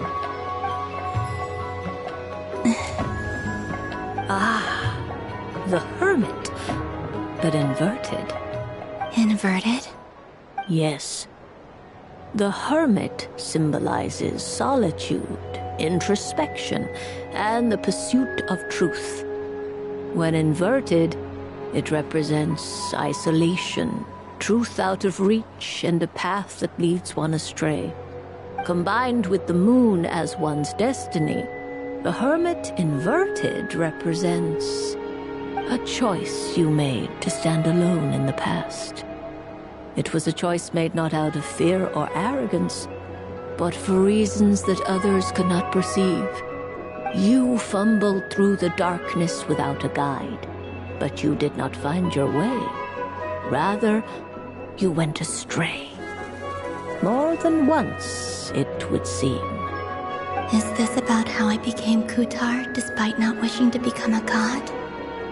And how I joined the Fatui because I yearned for a place to belong? I suspect only you know the answer to this question. All is not lost. The past is in the past, and so it shall remain. Shall we look into the present now? Oh my. The lovers. One of the most interesting Luna Arcana. What does this one mean? This means that you have had an unprecedented emotional experience. The joy of finding your soul becoming intertwined with that of another. A precious and wonderful thing indeed. It's true. I've made a lot of friends recently, and they are very good to me. I like them a lot. That sounds lovely. I am most delighted for you. The lovers can also represent important decisions, perhaps related to a parting of ways. Now, if I were to guess... Yes. My return to the moon. I understand. Parting with friends is never easy, Columbina. But rest assured, this is not the end of your journey. There is always another story waiting to be told. The future always lies ahead. The future. Well now, it's finally time to flip this most mysterious of cards. Why did it appear? And what does it wish to tell you? I'm ready. Very well. Flip this card and see what lies on the other side. Oh. Miss Barbaroth? What is it? This card is death. That doesn't sound very good. It depends on how we interpret it. It is true that it can represent an agonizing death, a complete and utter end, but at the same time, it can also represent rebirth. Do not forget that your destiny card is the moon. That lends your future many different potential meanings. If death spells the end, is it unavoidable? As I have said, divination can only display general trends. It is a rough guide, but it does not show predetermined outcomes. Allow me to summarize it for you. In the past, you may have lost your way, but now you have gained new connections and new strength. You now face an important decision, one that may bring about a great change in what is yet to be.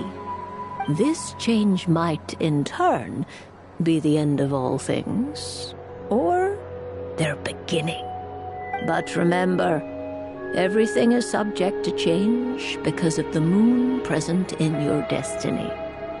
You must see the truth clearly and face your innermost thoughts. The truth. My innermost thoughts. Thank you, Miss Barbaroth. Don't mention it. Some people dislike divinations, the fear of glimpsing an ending to their story that they wish was not so. But I can see that you're different. The result of this divination will not sway your decision. This is a rare quality, and one that diviners always hope to see in the seeker. We are here merely to guide, not to exert undue influence. I understand. Go then and illuminate your future, Miss Columbina. The moonlight that shines from you now is most captivating.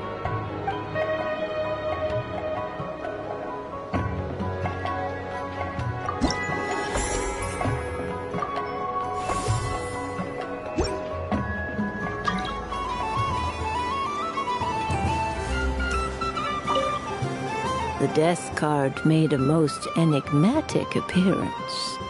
The moon for which Miss Columbina is bound, I fear. Fretting is of no avail. I will have a chat with Alice about it sometime. Up for another round of fish blast? Oh, of course, of course!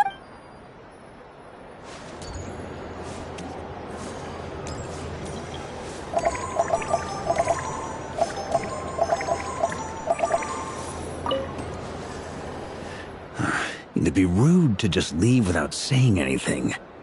But at the same time, I don't want to barge into their lively conversation just to announce that I'm leaving.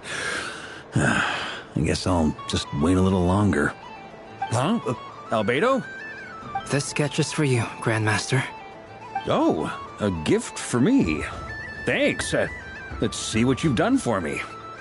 The North Wind left in the lurch.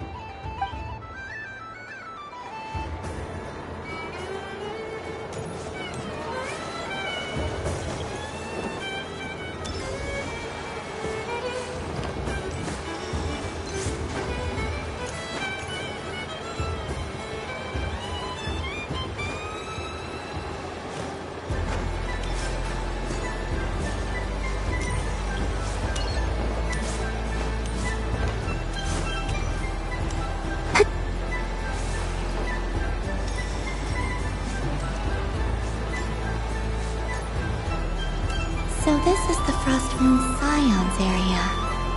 It feels very familiar. But everyone looks much happier than usual.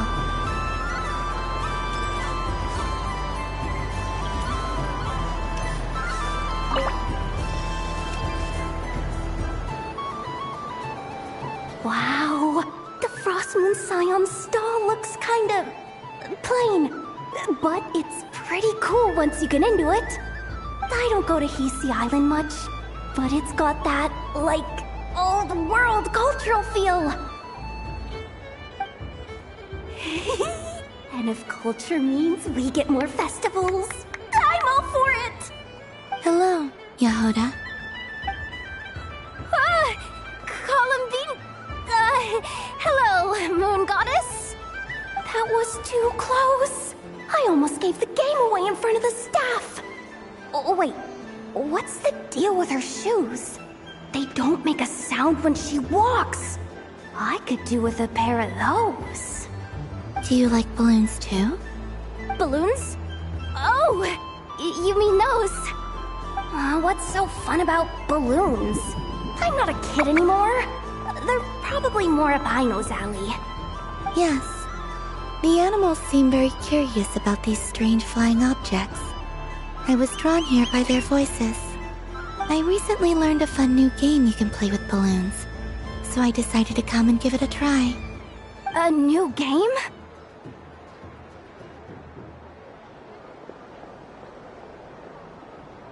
Hello. Welcome home, Moon Goddess. Here to buy some balloons? Yes. Could you give me a few that haven't been inflated yet? Are you sure? I guess it's not a problem, but... Yes, please. Thank you. Uninflated balloons? But those are just little rubber pouches. What does she want with those? Would you like to play the balloon game, Yahoda? Huh? Sure. I guess. How do you play it? Wait here a moment.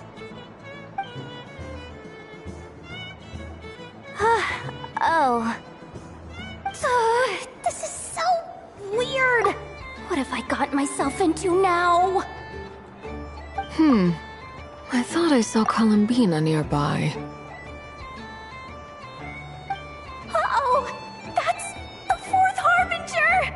Although she's helped us out quite a bit, she's good people, right? Is she looking for Columbina? Oh, guess that's my ticket out of here. I'm not sure my heart can take being sandwiched between two Harbingers.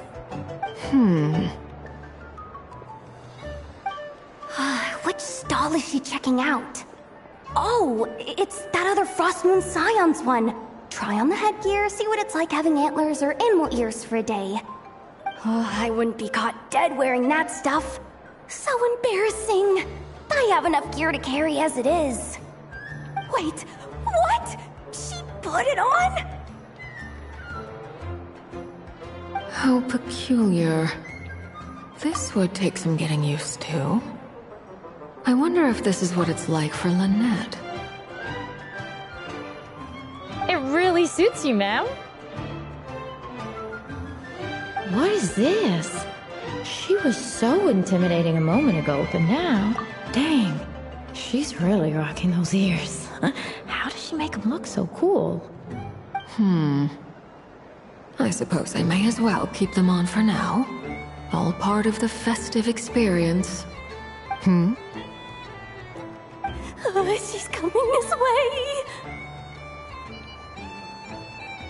How do you do, Miss Yehoda? Oh, jeez. Don't talk to me while wearing that thing. Where am I supposed to look? Oh, hey there. I'm looking for Columbina. Have you seen her? She just... Huh?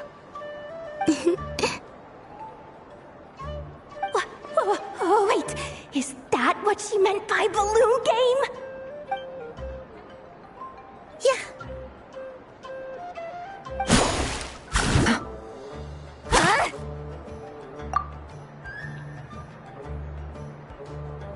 No fair! How come I get caught in the crossfire? An ambush from the rear? Is this a declaration of war, Columbina? Would you like to play too, Arlecchino? Seriously? Are they gonna start some beef right here, right now? Gladly. That said, I believe there is another who would like to join.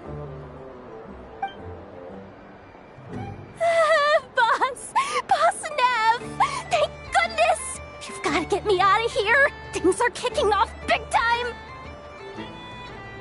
Hello there. I'd like 10...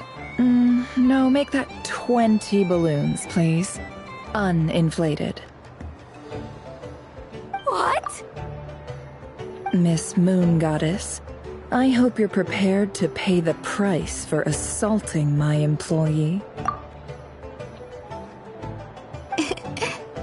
Welcome to the game, Nefer. Just to be clear, let's keep this a fair fight, okay? No strange powers, please and thank you. Naturally. Don't just stand there, Yehoda. Aren't you going to team up with me? Huh? Do I have to? Of course. Don't forget, the Curatorium has a reputation to uphold. I knew something like this was gonna happen.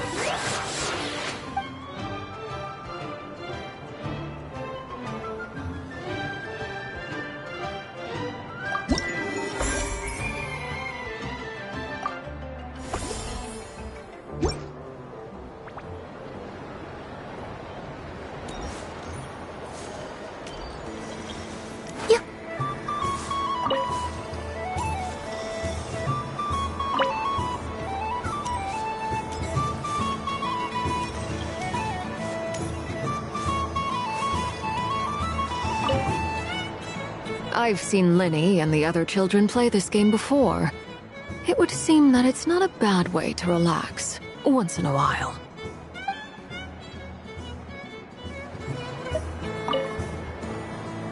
Welcome home, Moon Goddess. Would you like to try on some animal-themed headwear? I always hear Llama saying how heavy her antlers are. I wonder how it feels. Let me give it a try. Oh my! It really suits you. It's a little itchy, and it's hard to turn my head. Should I keep wearing it? How does this look?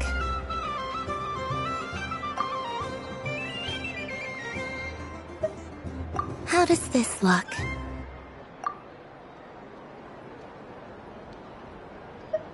How does this look?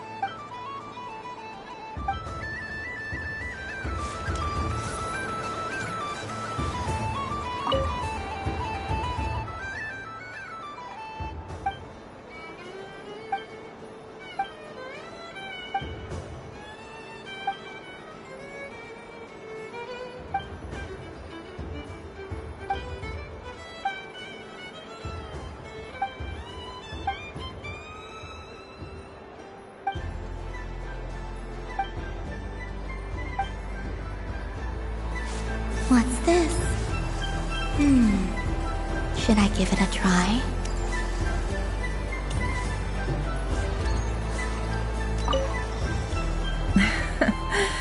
That was fun.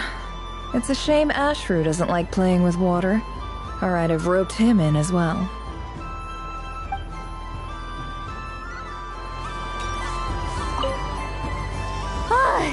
I just had a water fight with 2 Fatui Harbingers. Pretty scary, but also surprisingly fun.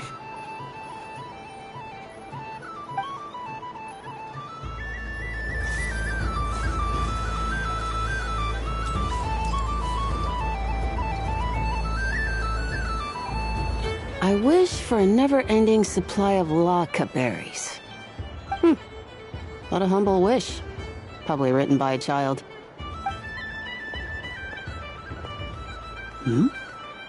Is that Llama the Moon Chanter?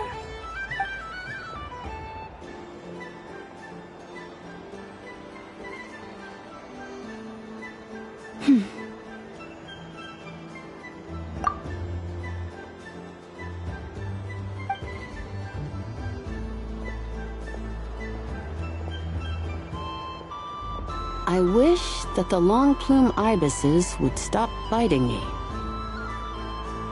Oh dear, poor llama.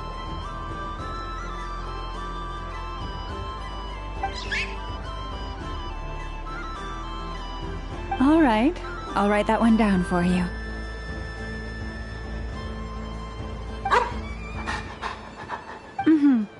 I got it.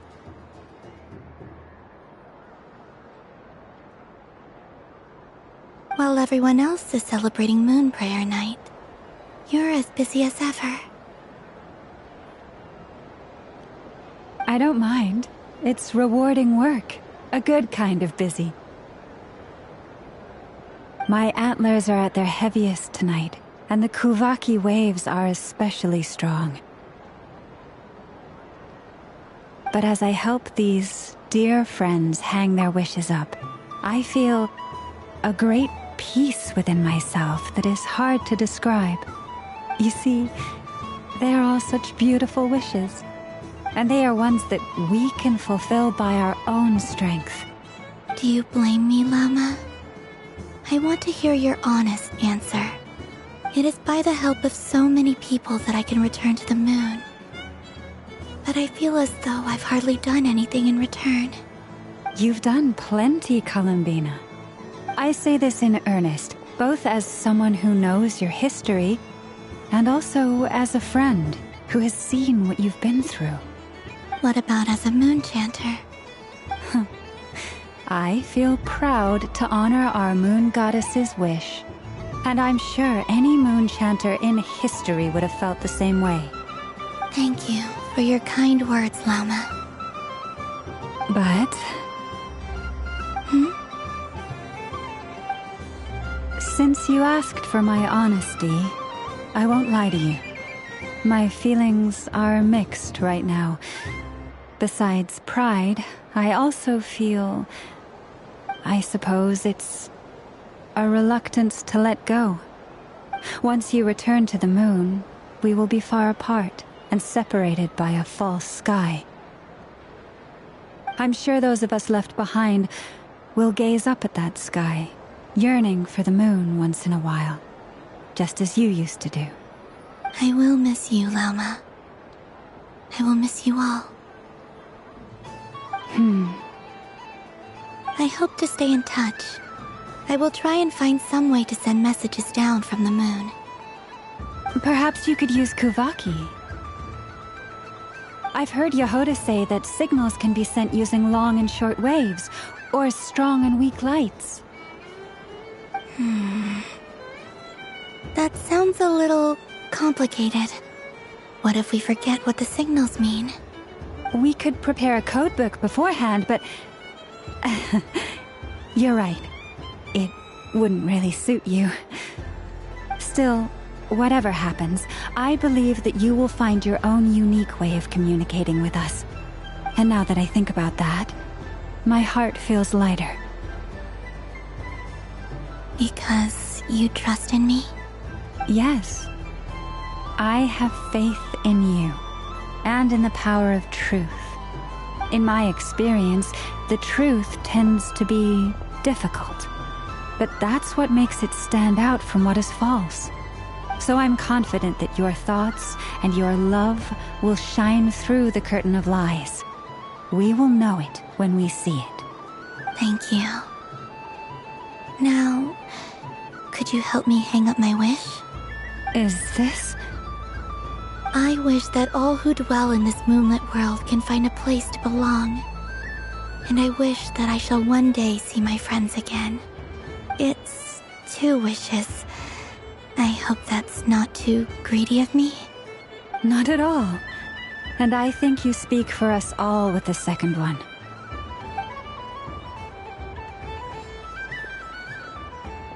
I shall continue to pray until the day that all of these wishes come true.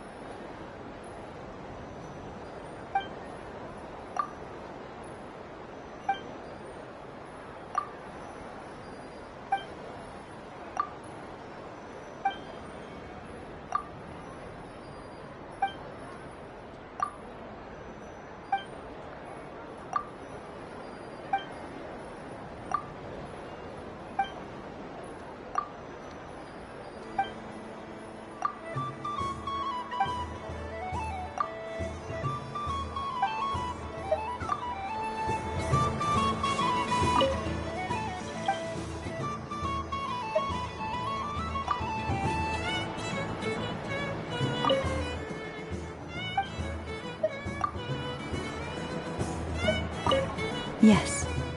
May everyone's wishes come true.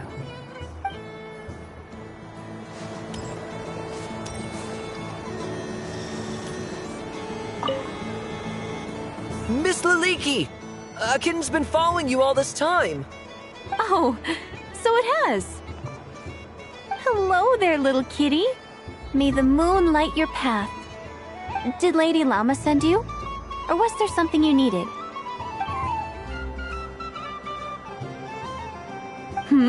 You'd like some moon prayer candies?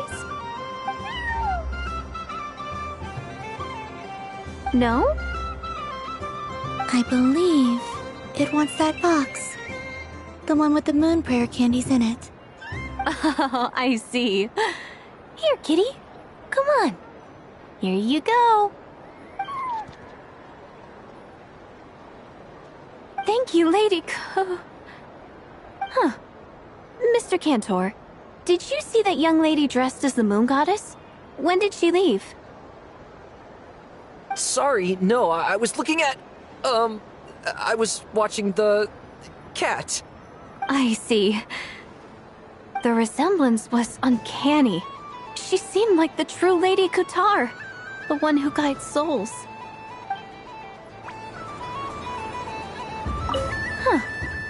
Mr. Cantor, did you... Sorry, no, I see. The resemblance was uncanny.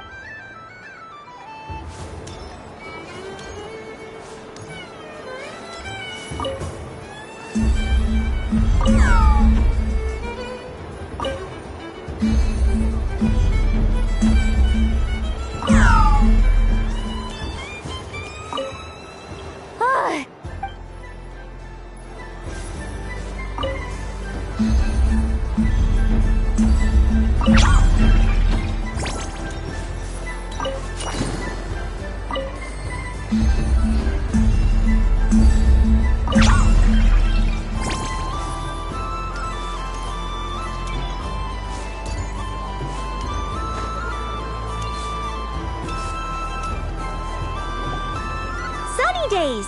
I prefer sunny days.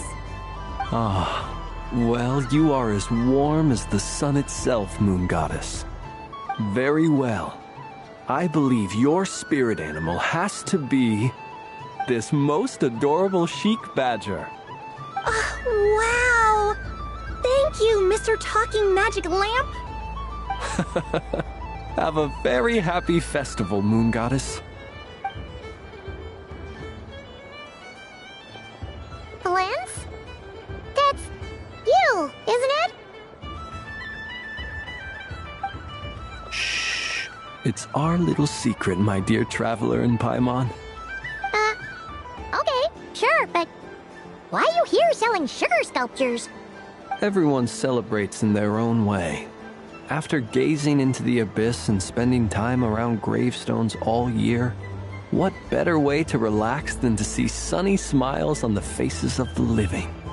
Besides that, I like to think of myself as a fair judge of character. I dare say matching personalities to confection suits me rather well. That's not what Paimon was talking about. Aren't you afraid that your true identity might be exposed? Should I be? There is all manner of magic in the air this moon prayer night, thanks to the work of the great mages. I see Miss Columbina is hiding in plain sight. Why should I not do the same? Why miss this rare opportunity to enjoy a special evening in my true form? Fair enough. You got a point there. People who don't know you will probably think you're just a talking lantern. Well, now that we see eye to eye, what brings you here? Not a search for your spirit animal, I presume? Ah, well, actually... Here, see for yourself! Oh, this is... How wonderful. A beautiful idea. Yeah! We just met Barca, and he said that having everyone draw their own section was kind of boring. So, he did your bit for you. Ah, Varka. Ever the maverick. I see his artistic skills are truly one of a kind. In that case, I shall paint something on Mr. Albedo's behalf in a short while. What? Why not now? Ahem. Welcome home, Moon Goddess. Phew, that was close. Hello, Flins. She recognized you right away! What keen eyes you have, Miss Columbina. Especially considering they are shut. I did not see you. Rather, I sensed you. I can sense the fluctuations in Kuvaki all around me. One would expect no less of the Moon Goddess. Might I interest you in some candy? Yes, please. Excellent. I shall make some for you right away. Something the matter, Miss Columbina? What about my spirit animal? All the other children carrying sugar sculptures are talking about it. Wait, is she taking the test seriously? Ah, my apologies. How could I neglect that? You are quite right, Miss Columbina. Every one of us has a magical creature living in their heart. Would you permit me to help you find yours? Yes, please. Do you prefer the day or the night? Night. Which of the 4 seasons is your favorite? Winter. Think of a perfect day. What is the weather like? Sunny, rainy, or perhaps cloudy? Rainy in the morning, sunny at night. What kind of answer is that? Forests, lakes, and open seas. Which do you prefer of these? I like them all. Imagine you opened your very own shop. What would you sell there? Moonlight, I think. Wow! Paimon would totally shop there. It wouldn't cost anything. You'd just need to visit. Aha! I believe I know what your spirit animal is. Here, for you. Oh, it's a Kohenki! Indeed. A free-spirited being with a deep love for all things here in Nodcry, who selflessly lends her aid to as many people as she can reach. It is the perfect fit for you, Miss Columbina. Thank you. It would be my honor. But you shall have to forgive me. We have known each other for quite some time. I doubt there is any answer I could give that would come as a surprise to you. So instead, would you accept this sugar sculpture as a token of our friendship? It's a lantern. Hey, why don't you two go enjoy your candy over there? Paimon wants to try out this spirit animal thing too. Right, Blintz? Come on, play ball. I got this drawing done. But I want to hear Paimon's answers. But it'll probably take ages. Paimon's a complex soul. And we don't want your candy to melt while you wait, huh? Oh. Okay then.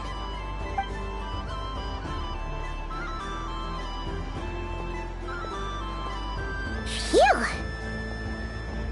Nice excuse, Lady Paimon. That was some quick thinking. Yeah, no thanks to you. A little help next time.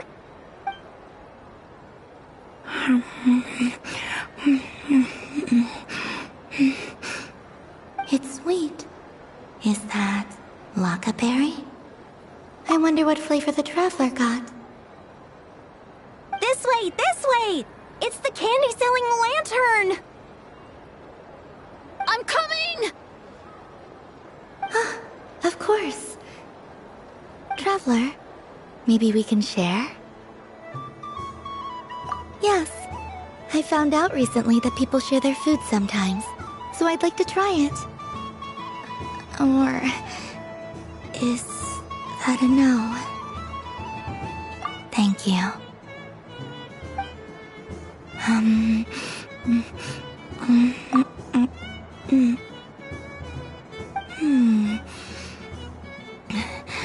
Yours is a little more sour than mine. Here, you try it. Amazing.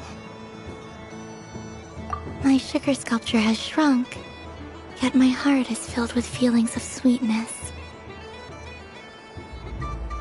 I will remember this feeling. Sure.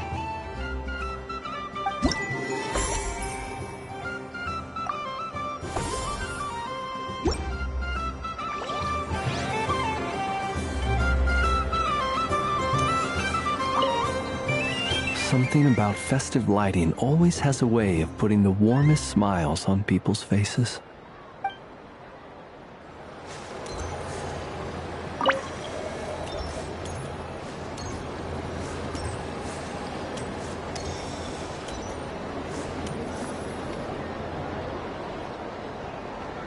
Dodoco's Whirligig! Come check out Dodoco's Whirligig! Ah, welcome home, Moon Goddess. Might I ask what this is?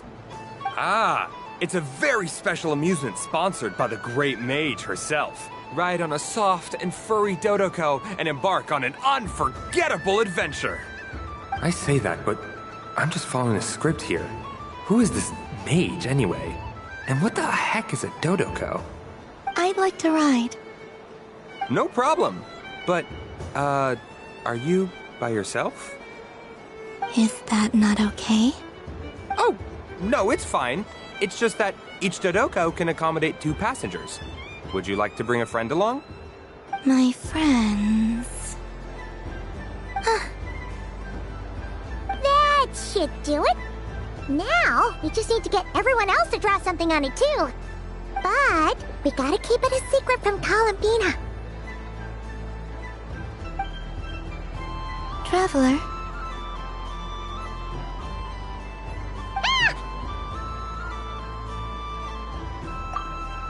I want to go on that ride. Will you join me? Let's go then.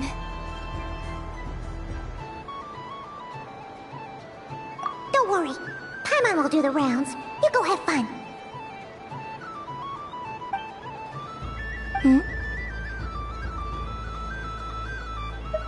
All right. I think we have to wait in line over there.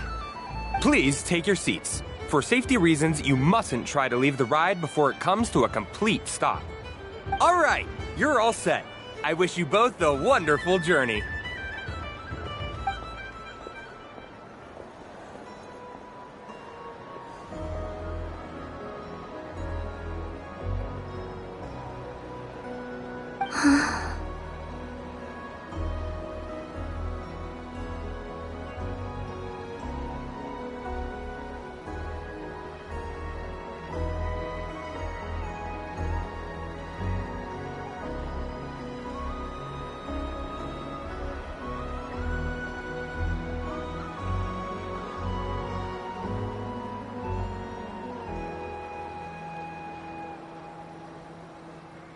Not bad.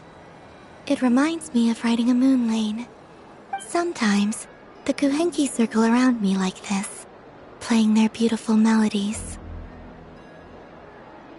Yeah. I'm going to miss them.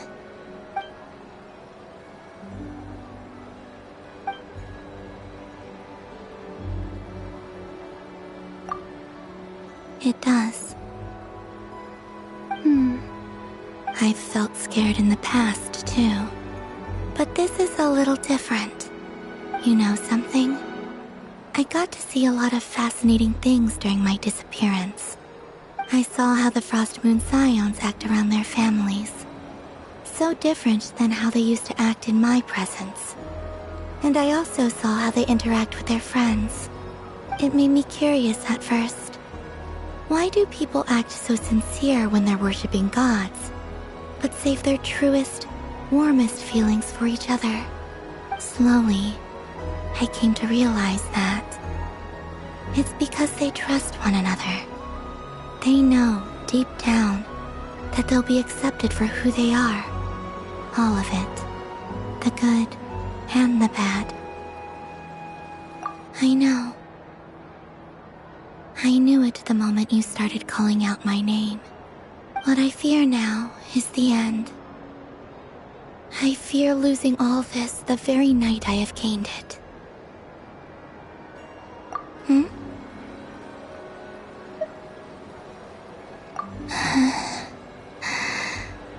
Thank you for this conversation. Thank you for listening to me. Don't worry. This fear I have, and the unknown that awaits me, they cannot hurt me. Not when I possess a treasure far greater. I just want you to remember this version of me. The real me. On this final night together.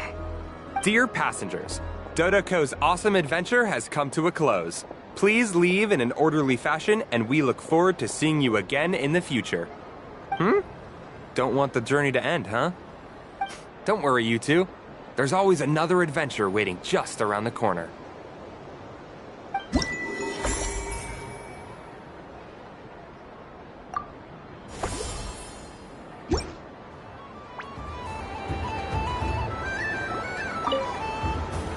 Dodoco's whirligig. Come ride on a Fun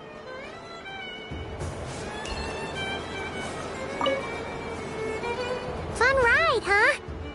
You and Columbina looked pretty sad to leave.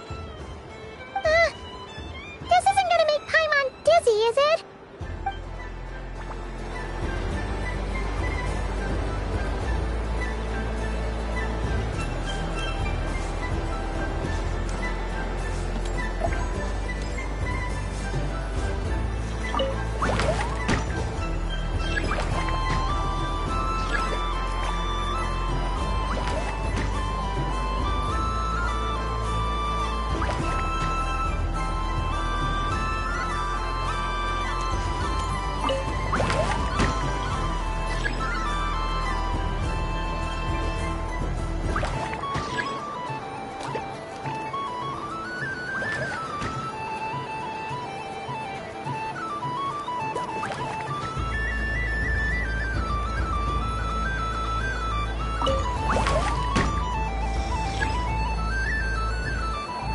And the winner is the Moon Goddess! Congratulations!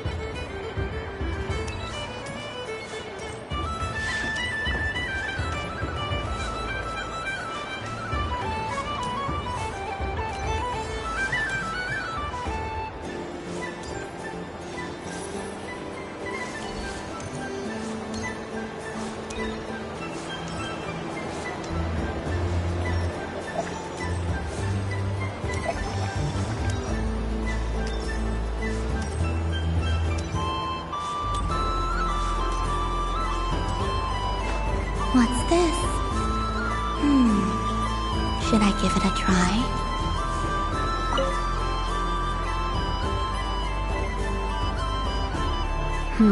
I don't have enough data. Need more samples. But who should I ask for help? Is this one of the amusements? Or is it a research project? Bit of column A, bit of column B. I'm currently running some synchronization tests on these bots. Basically, you need to press the button to help them successfully obtain the treasure. But you've got to time it right. I'll record your data, which will be used to improve the robot's accuracy.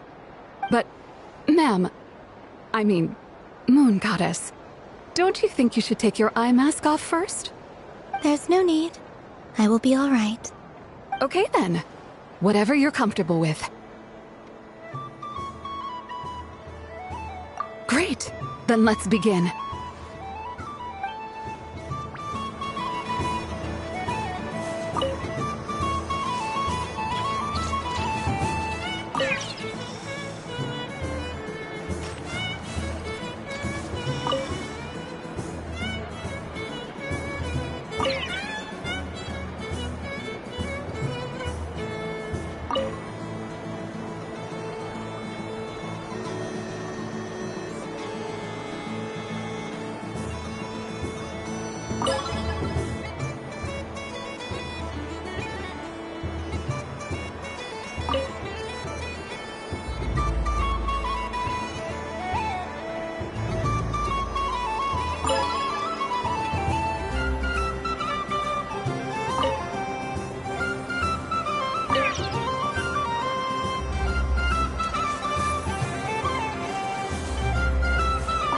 Would you like to try again?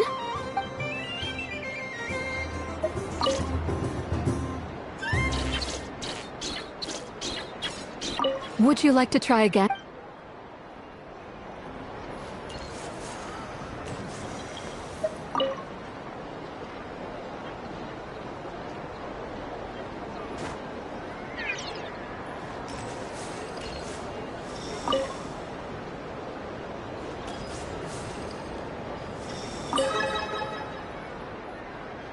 Nice!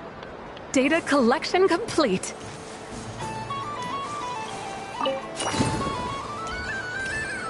There are so many attractions here.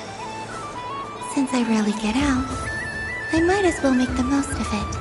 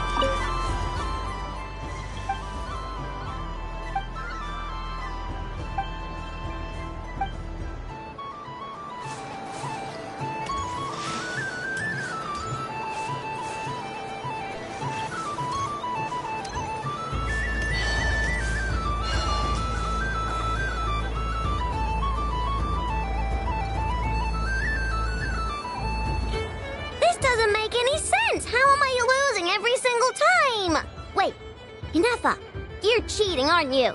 Yeah, that must be it. I am not cheating, Aino.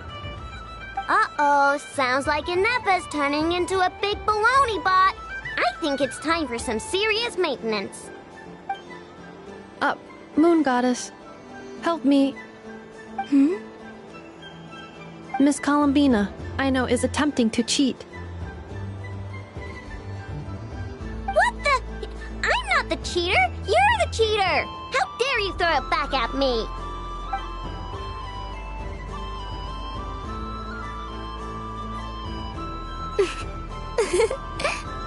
Alright, fine. Let's all laugh at Aino. Just you wait till I get home, because I'm gonna make a game bot that can win 100% of the time. Let's see you laugh when I come back and beat your butts. You'll all have your heads covered in stickers when I'm through with you. We came to check everything was okay after all that yelling, but,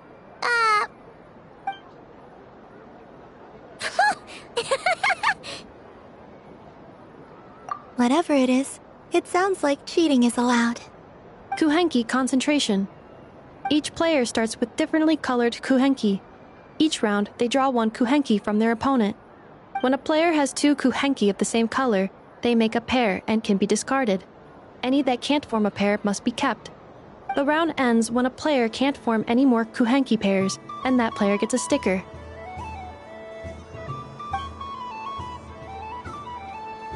Ooh! Can 4 people play as well? That is fine, so long as the turn order is fixed beforehand. Alrighty then! In that case, the 2 of us will join as one team. Okay, but if you lose, you're both getting stickered. I don't want to hear any excuses. Sure. And if we win? If you win, only one of you gets to sticker someone else. I have taken to calling this. I know logic. Hey, lay off me, alright? Okay, so we're starting the game from scratch again, which means all my stickers so far don't count. Looks like Luonatar is the Kuhenki of honor for this game. Anyway, let's go clockwise, starting from Inefa.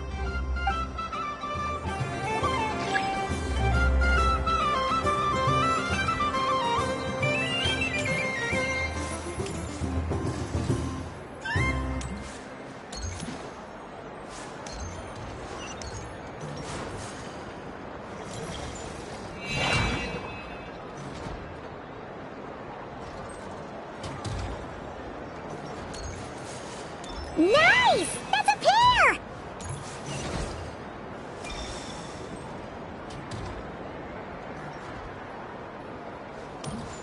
Go, go! Fly!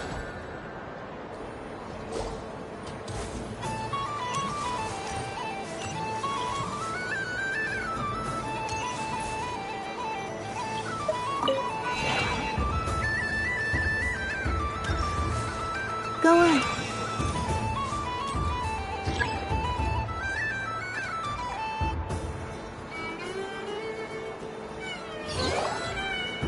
I have a pair.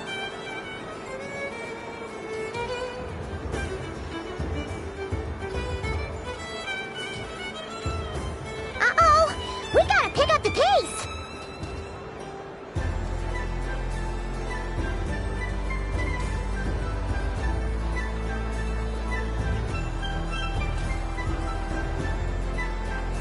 Phew, that was too close.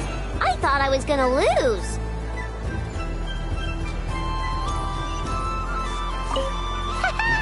Let's see who's gonna be the unlucky one.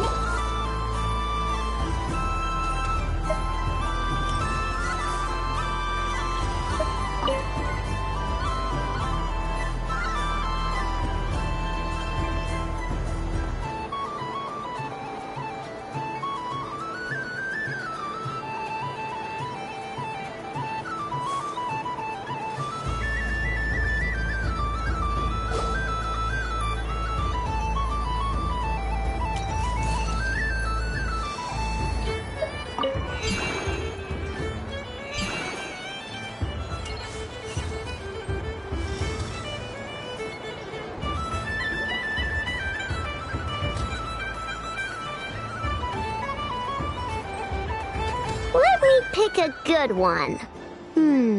What's it gonna be? You were looking very pleased with yourself there. What happened to being a huge Grumposaurus? I won. Duh.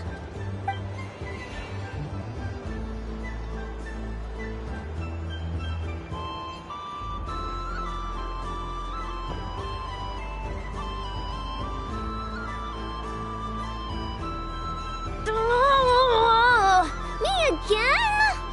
Don't fidget too much, Ino, or the sticker's going to fall off. I don't care. If it falls off, it falls off. If a pair of Kuhengi get discarded, why not a pair of stickers? Huh? Huh?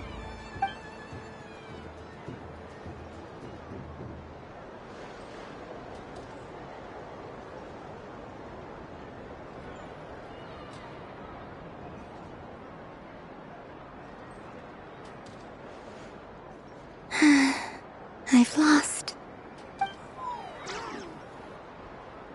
Sticker, sticker, sticker!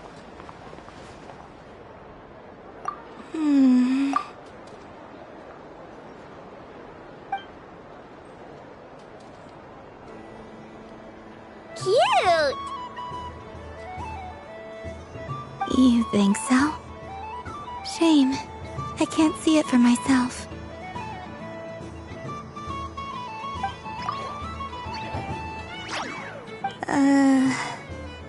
What did Luanatar say? She said it looks so cute that she wants me to lose a few more rounds.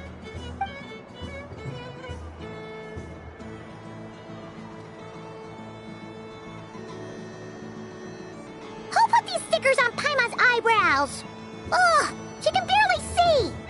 Alright, now, I think we got enough evidence to prove that there's a serious problem here. Yes, I agree as well. The culprit is... Inefa! Culprit? What did I do? Quit acting dumb, Inefa! You're not wriggling your way out of this one. I've been watching you. Not only did you remember whose side Luanatar started at, but every time someone drew a Kuhenki, you were logging it and calculating every last possibility. Which Kuhenki pairs were gone, who had what color Kuhenki in their hand, even our facial expressions. You were keeping track of it the entire time. Exactly! What Ino said! Putting aside the fact that running calculations is not against the game rules, do you have any evidence to support your allegations? But that's not against the rules either. So she admits it. She certainly does. Alright, everyone grab a sticker. It's time to get Inefa back. But... Take that!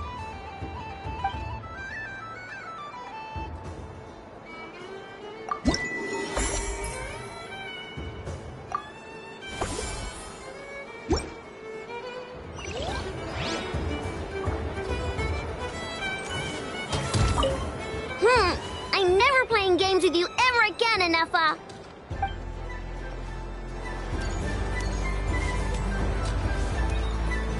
Yep.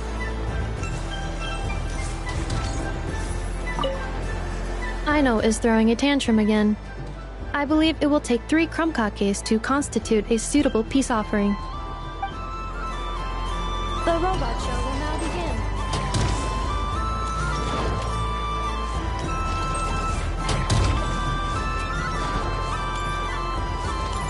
Please welcome to the stage.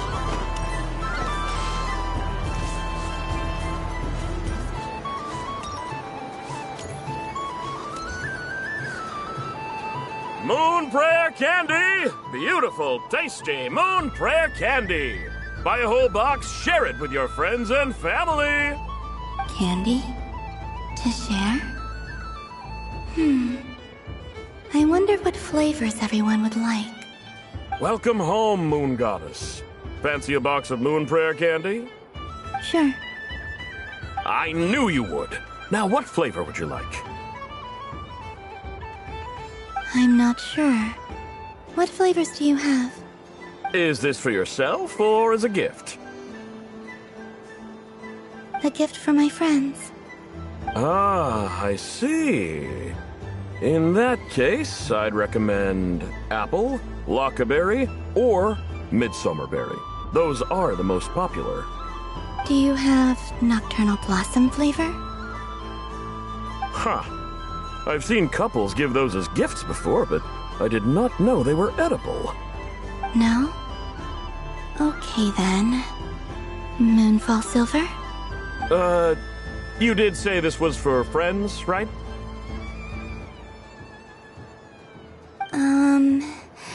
Maybe smetana then.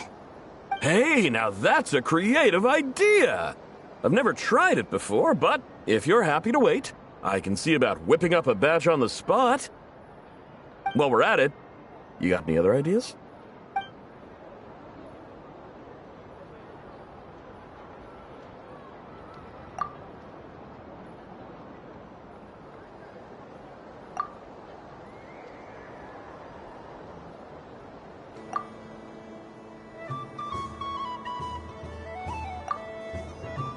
Here you go. Every flavor you asked for is in there. Thank you. I should be the one thanking you! You brought me a whole bunch of new business. It's like a genuine blessing from the moon goddess. I hope you and your friends have a lovely night.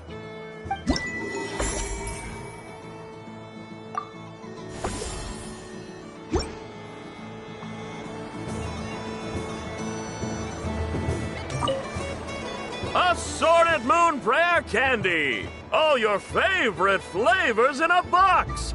Alright, kids, just line up over here.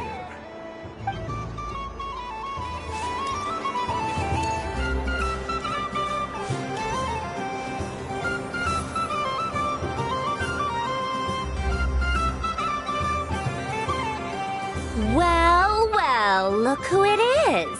I heard someone went and disappeared on us the moment we let her out of our sight. They looked all over for you. Frankly, I didn't think you'd be back for Moon Prayer Night. Were you worried about me, Sandrone? You would like that, wouldn't you? Do you even hear what you're saying? It seems to me like you disguised yourself with festive headgear, just so that you could come see me on Moon Prayer Night and make sure I'm okay. You didn't even bring Polonia with you. You? I thought you couldn't see. I cannot. But I sense the confusion of those around us rippling through the Kuvaki currents. Based on what I know about you, let me guess what you're wearing. Is it cat ears? Shut up! I'm only here to protect the Fatui's interest in this territory. Running into you was pure bad luck. Really? But you were the one who asked Arlecchino to help everyone find my name. Columbina! Ugh! Just one more word, and I'll unscrew your vocal cords. It's Columbina hyposelenia now. Tell someone who cares. I've missed you, Sandrone. The whole time I was gone, I was thinking. I hope I get a chance to say some ugly words to you. Is that supposed to be a joke? Anyway, let's go play that game. What? You mean that frostfin whale? Yes. It's some kind of game where you get bitten if you step on the wrong tooth. Seems like fun. Who in their right mind would wanna... Because you're not a scaredy cat. Fine! You wanna play? Let's play. Don't complain when I kick your sorry butt. Lovely. You old geezer! I'm gonna beat the pants off you! Just you watch! I almost forgot. Sandrone? What is it now? You'd better not lose, or I'm going to beat your head in. What?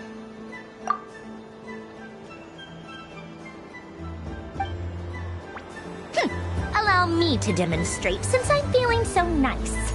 You just step on the teeth, like this.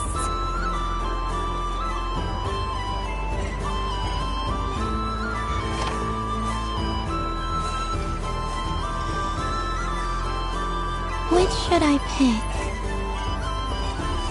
Your turn, Sandrone.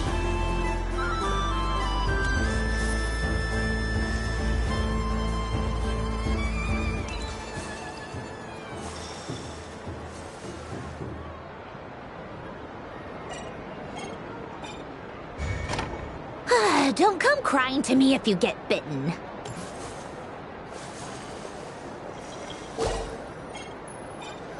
There are less and less teeth remaining.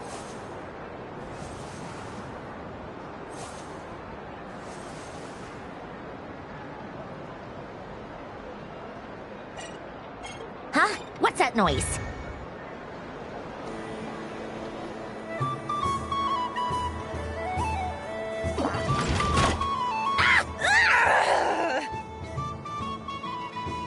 I think you might have picked a bad tooth, Sandrone. Shut it! Do you need any help? It seems like you're stuck. No! It's just a blasted toy! How is its grip this strong? Stop laughing! All right. Well, you lost. So just like I promised. Hey! What are you doing? Are you seriously?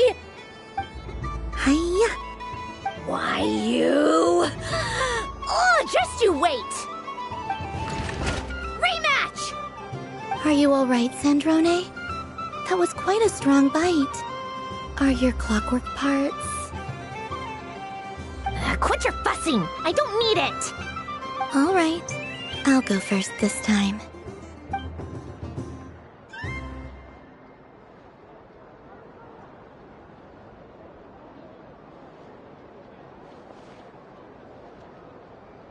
I see it now. She can sense which teeth are rigged. So I just need to avoid the same ones that she does.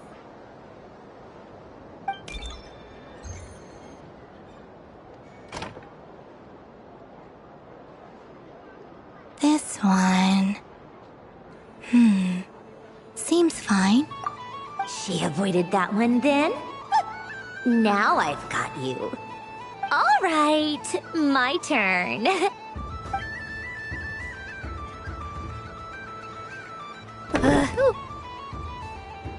What? Looks like you lost again, Sandrone. Wait! There's more than one bad tooth! Bonk.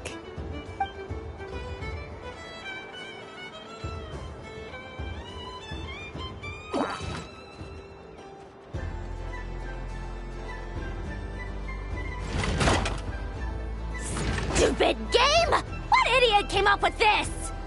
Are you alright, Sandrone? You said some nasty things just now. Oh, I'm peachy. Should I let you bonk me on the head as well? Ah, forget it! Come on, bonk away. It can be your consolation prize for losing so badly. I told you, forget it! Gah, you've always been so annoying. Singing right outside my door, inviting yourself to my tea parties, going AWOL. And now you're off to the moon or something. Of all my days with the Fatui, the times I spent with you, Arlecchino, and Rosaline, they were my favorite. I will not forget them. Just as I shall not forget this moment. We'll always be friends, no matter where we are, right? Who'd want to be your...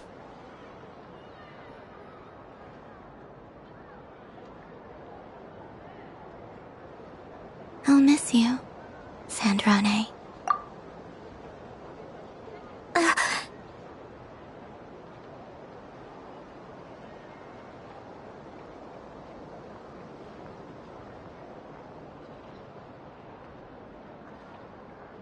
Goodbye, Sandrone.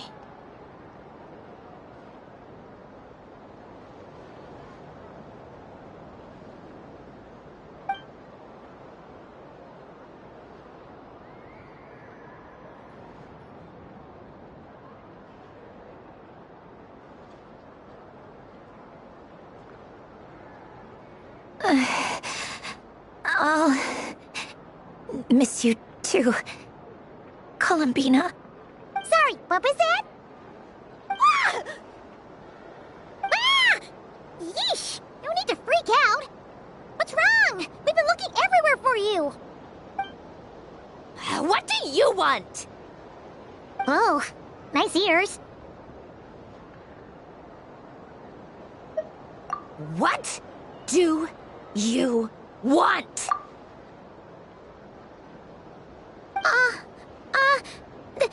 This. Huh? It's your turn to draw something. You're one of her friends too, aren't you?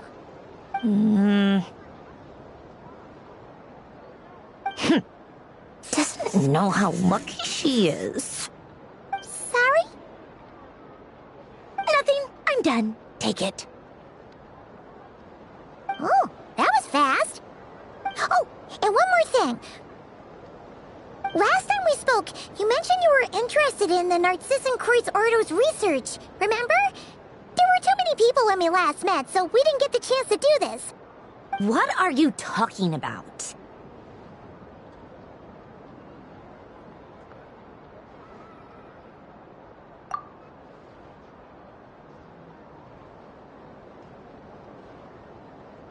This is...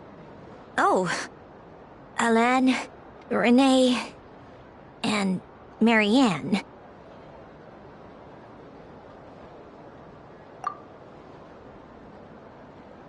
Huh. The Holy Blade. A savior's plaything. It's not about whether I approve or not. These people, they would sacrifice themselves for the sake of the world. Especially Alain Guillotin and Renee. That is something I would never choose to do. Still, I didn't know they had any pictures left from that time. If I'd have thought to bring a camera, I'd have... What? Yeah, of you being bitten by the frostfin whale and Columbina bonking you on the head. Tear it up! Now!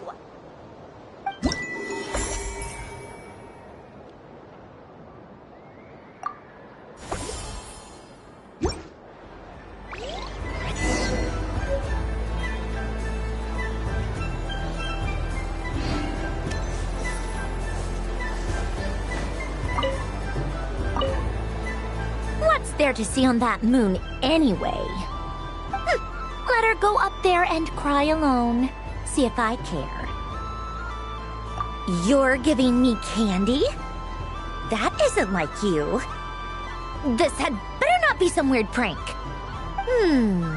Coffee flavor? I thought you hated coffee. It's extra strong too.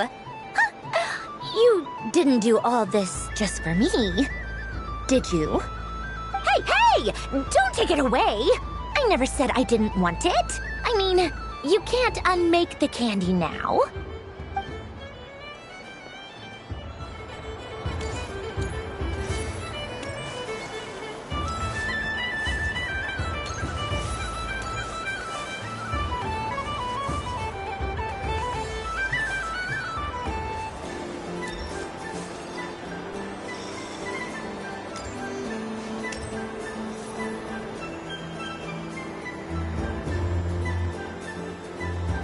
What is going on over here?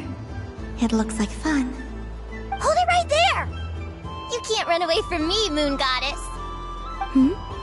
Are you talking to me? Of course. Do you see anyone else here dressed up as the Moon Goddess besides me and you? Hey, come on! Call me by my title. Happy Moon Prayer Night, Moon Goddess. And the same to you. Anyway, there's no time to waste. Get ready for the duel of a lifetime. Duel?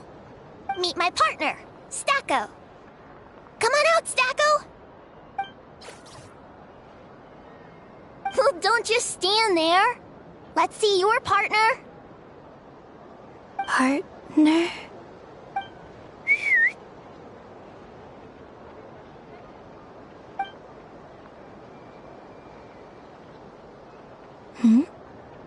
So I need to select a partner and command them in battle. Partner. I need a partner.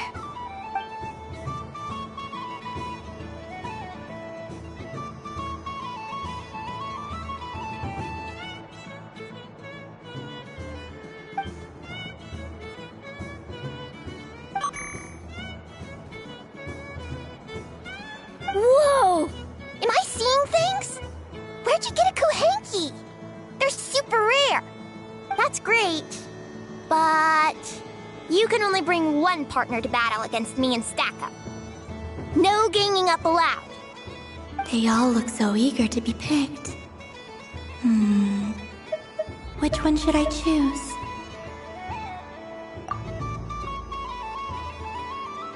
I'm not sure what this bot is trying to say, but it seems very happy. That bow.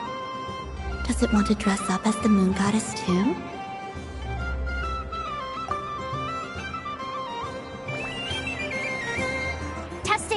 Testing! Oh, this is an emergency broadcast! An exciting battle is about to take place right here at the Nasha Town Special Arena! In this corner, we have the Moon Goddess and her robot partner. And in the other, we have the Moon Goddess and her other robot partner. This announcer stuff is harder than I thought. Why does everything I say sound so dumb? If I could cringe any harder, I'd fold in on myself. Only one Moon Goddess can be victorious in this ultimate battle of destiny! But who will it be? There's only one way to find out! Now, without further ado, let the Battle of the Moons begin! I don't care who we're up against. Stacko and I ain't gonna lose! Let's strike first! Stacko, formation shift! Ho ho ho! The robot has kicked things off with a change of formation! But how will this affect the battle? Nobody knows! The other team throws out a Lockaberry! Maybe a way of building rapport between teammates? Or something? This is supposed to be a duel, guys! Okay then. Stacko, maintain formation and enter your empowered state. Empowered state? There we go! Now we're talking! Absorbing the immense Kuvaki present on Moon Prayer Night, this lean, mean machine has greatly increased its offensive power! Oh, they chose defense! But Stacko's about to attack with full force! Is it too little too late? The battle is heating up fast! I'm about to start sweating machine oil over here! Go for it, Stacko! Set Kuvaki to maximum! Can their opponents withstand this blow?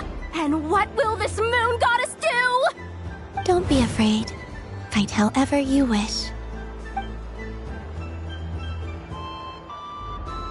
And it's the empowered state! Both robots empowered now! The attack comes in, but oh, attacks repelled! Opposites attract, but likes repel. And now you've seen it in action! What a powerful repulsion! The robot crashes into the wall! Can it keep going? Stacko! Oh, Stacko is down for the count! Our winner is the Moon Goddess! The slightly taller one, I mean. You did your best, Stacko. I'll take you to Ino's for a checkup right away, don't you worry. Well, you beat me fair and square, I guess. Honestly, I underestimated you. Won't make that mistake again. I think my partner deserves most of the credit. Just you wait. When I'm a little bit older, I'm gonna come back a whole lot stronger. You ready for a rematch?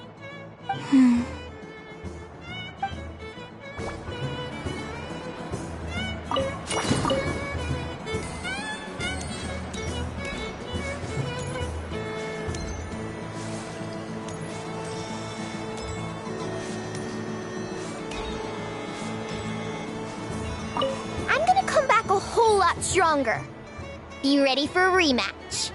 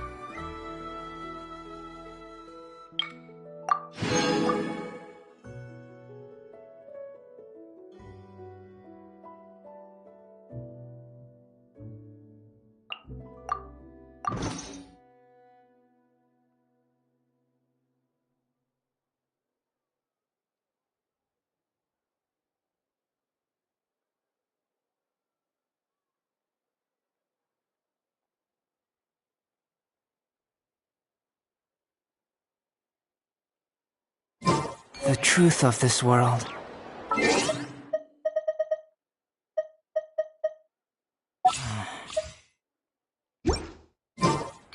What could it be?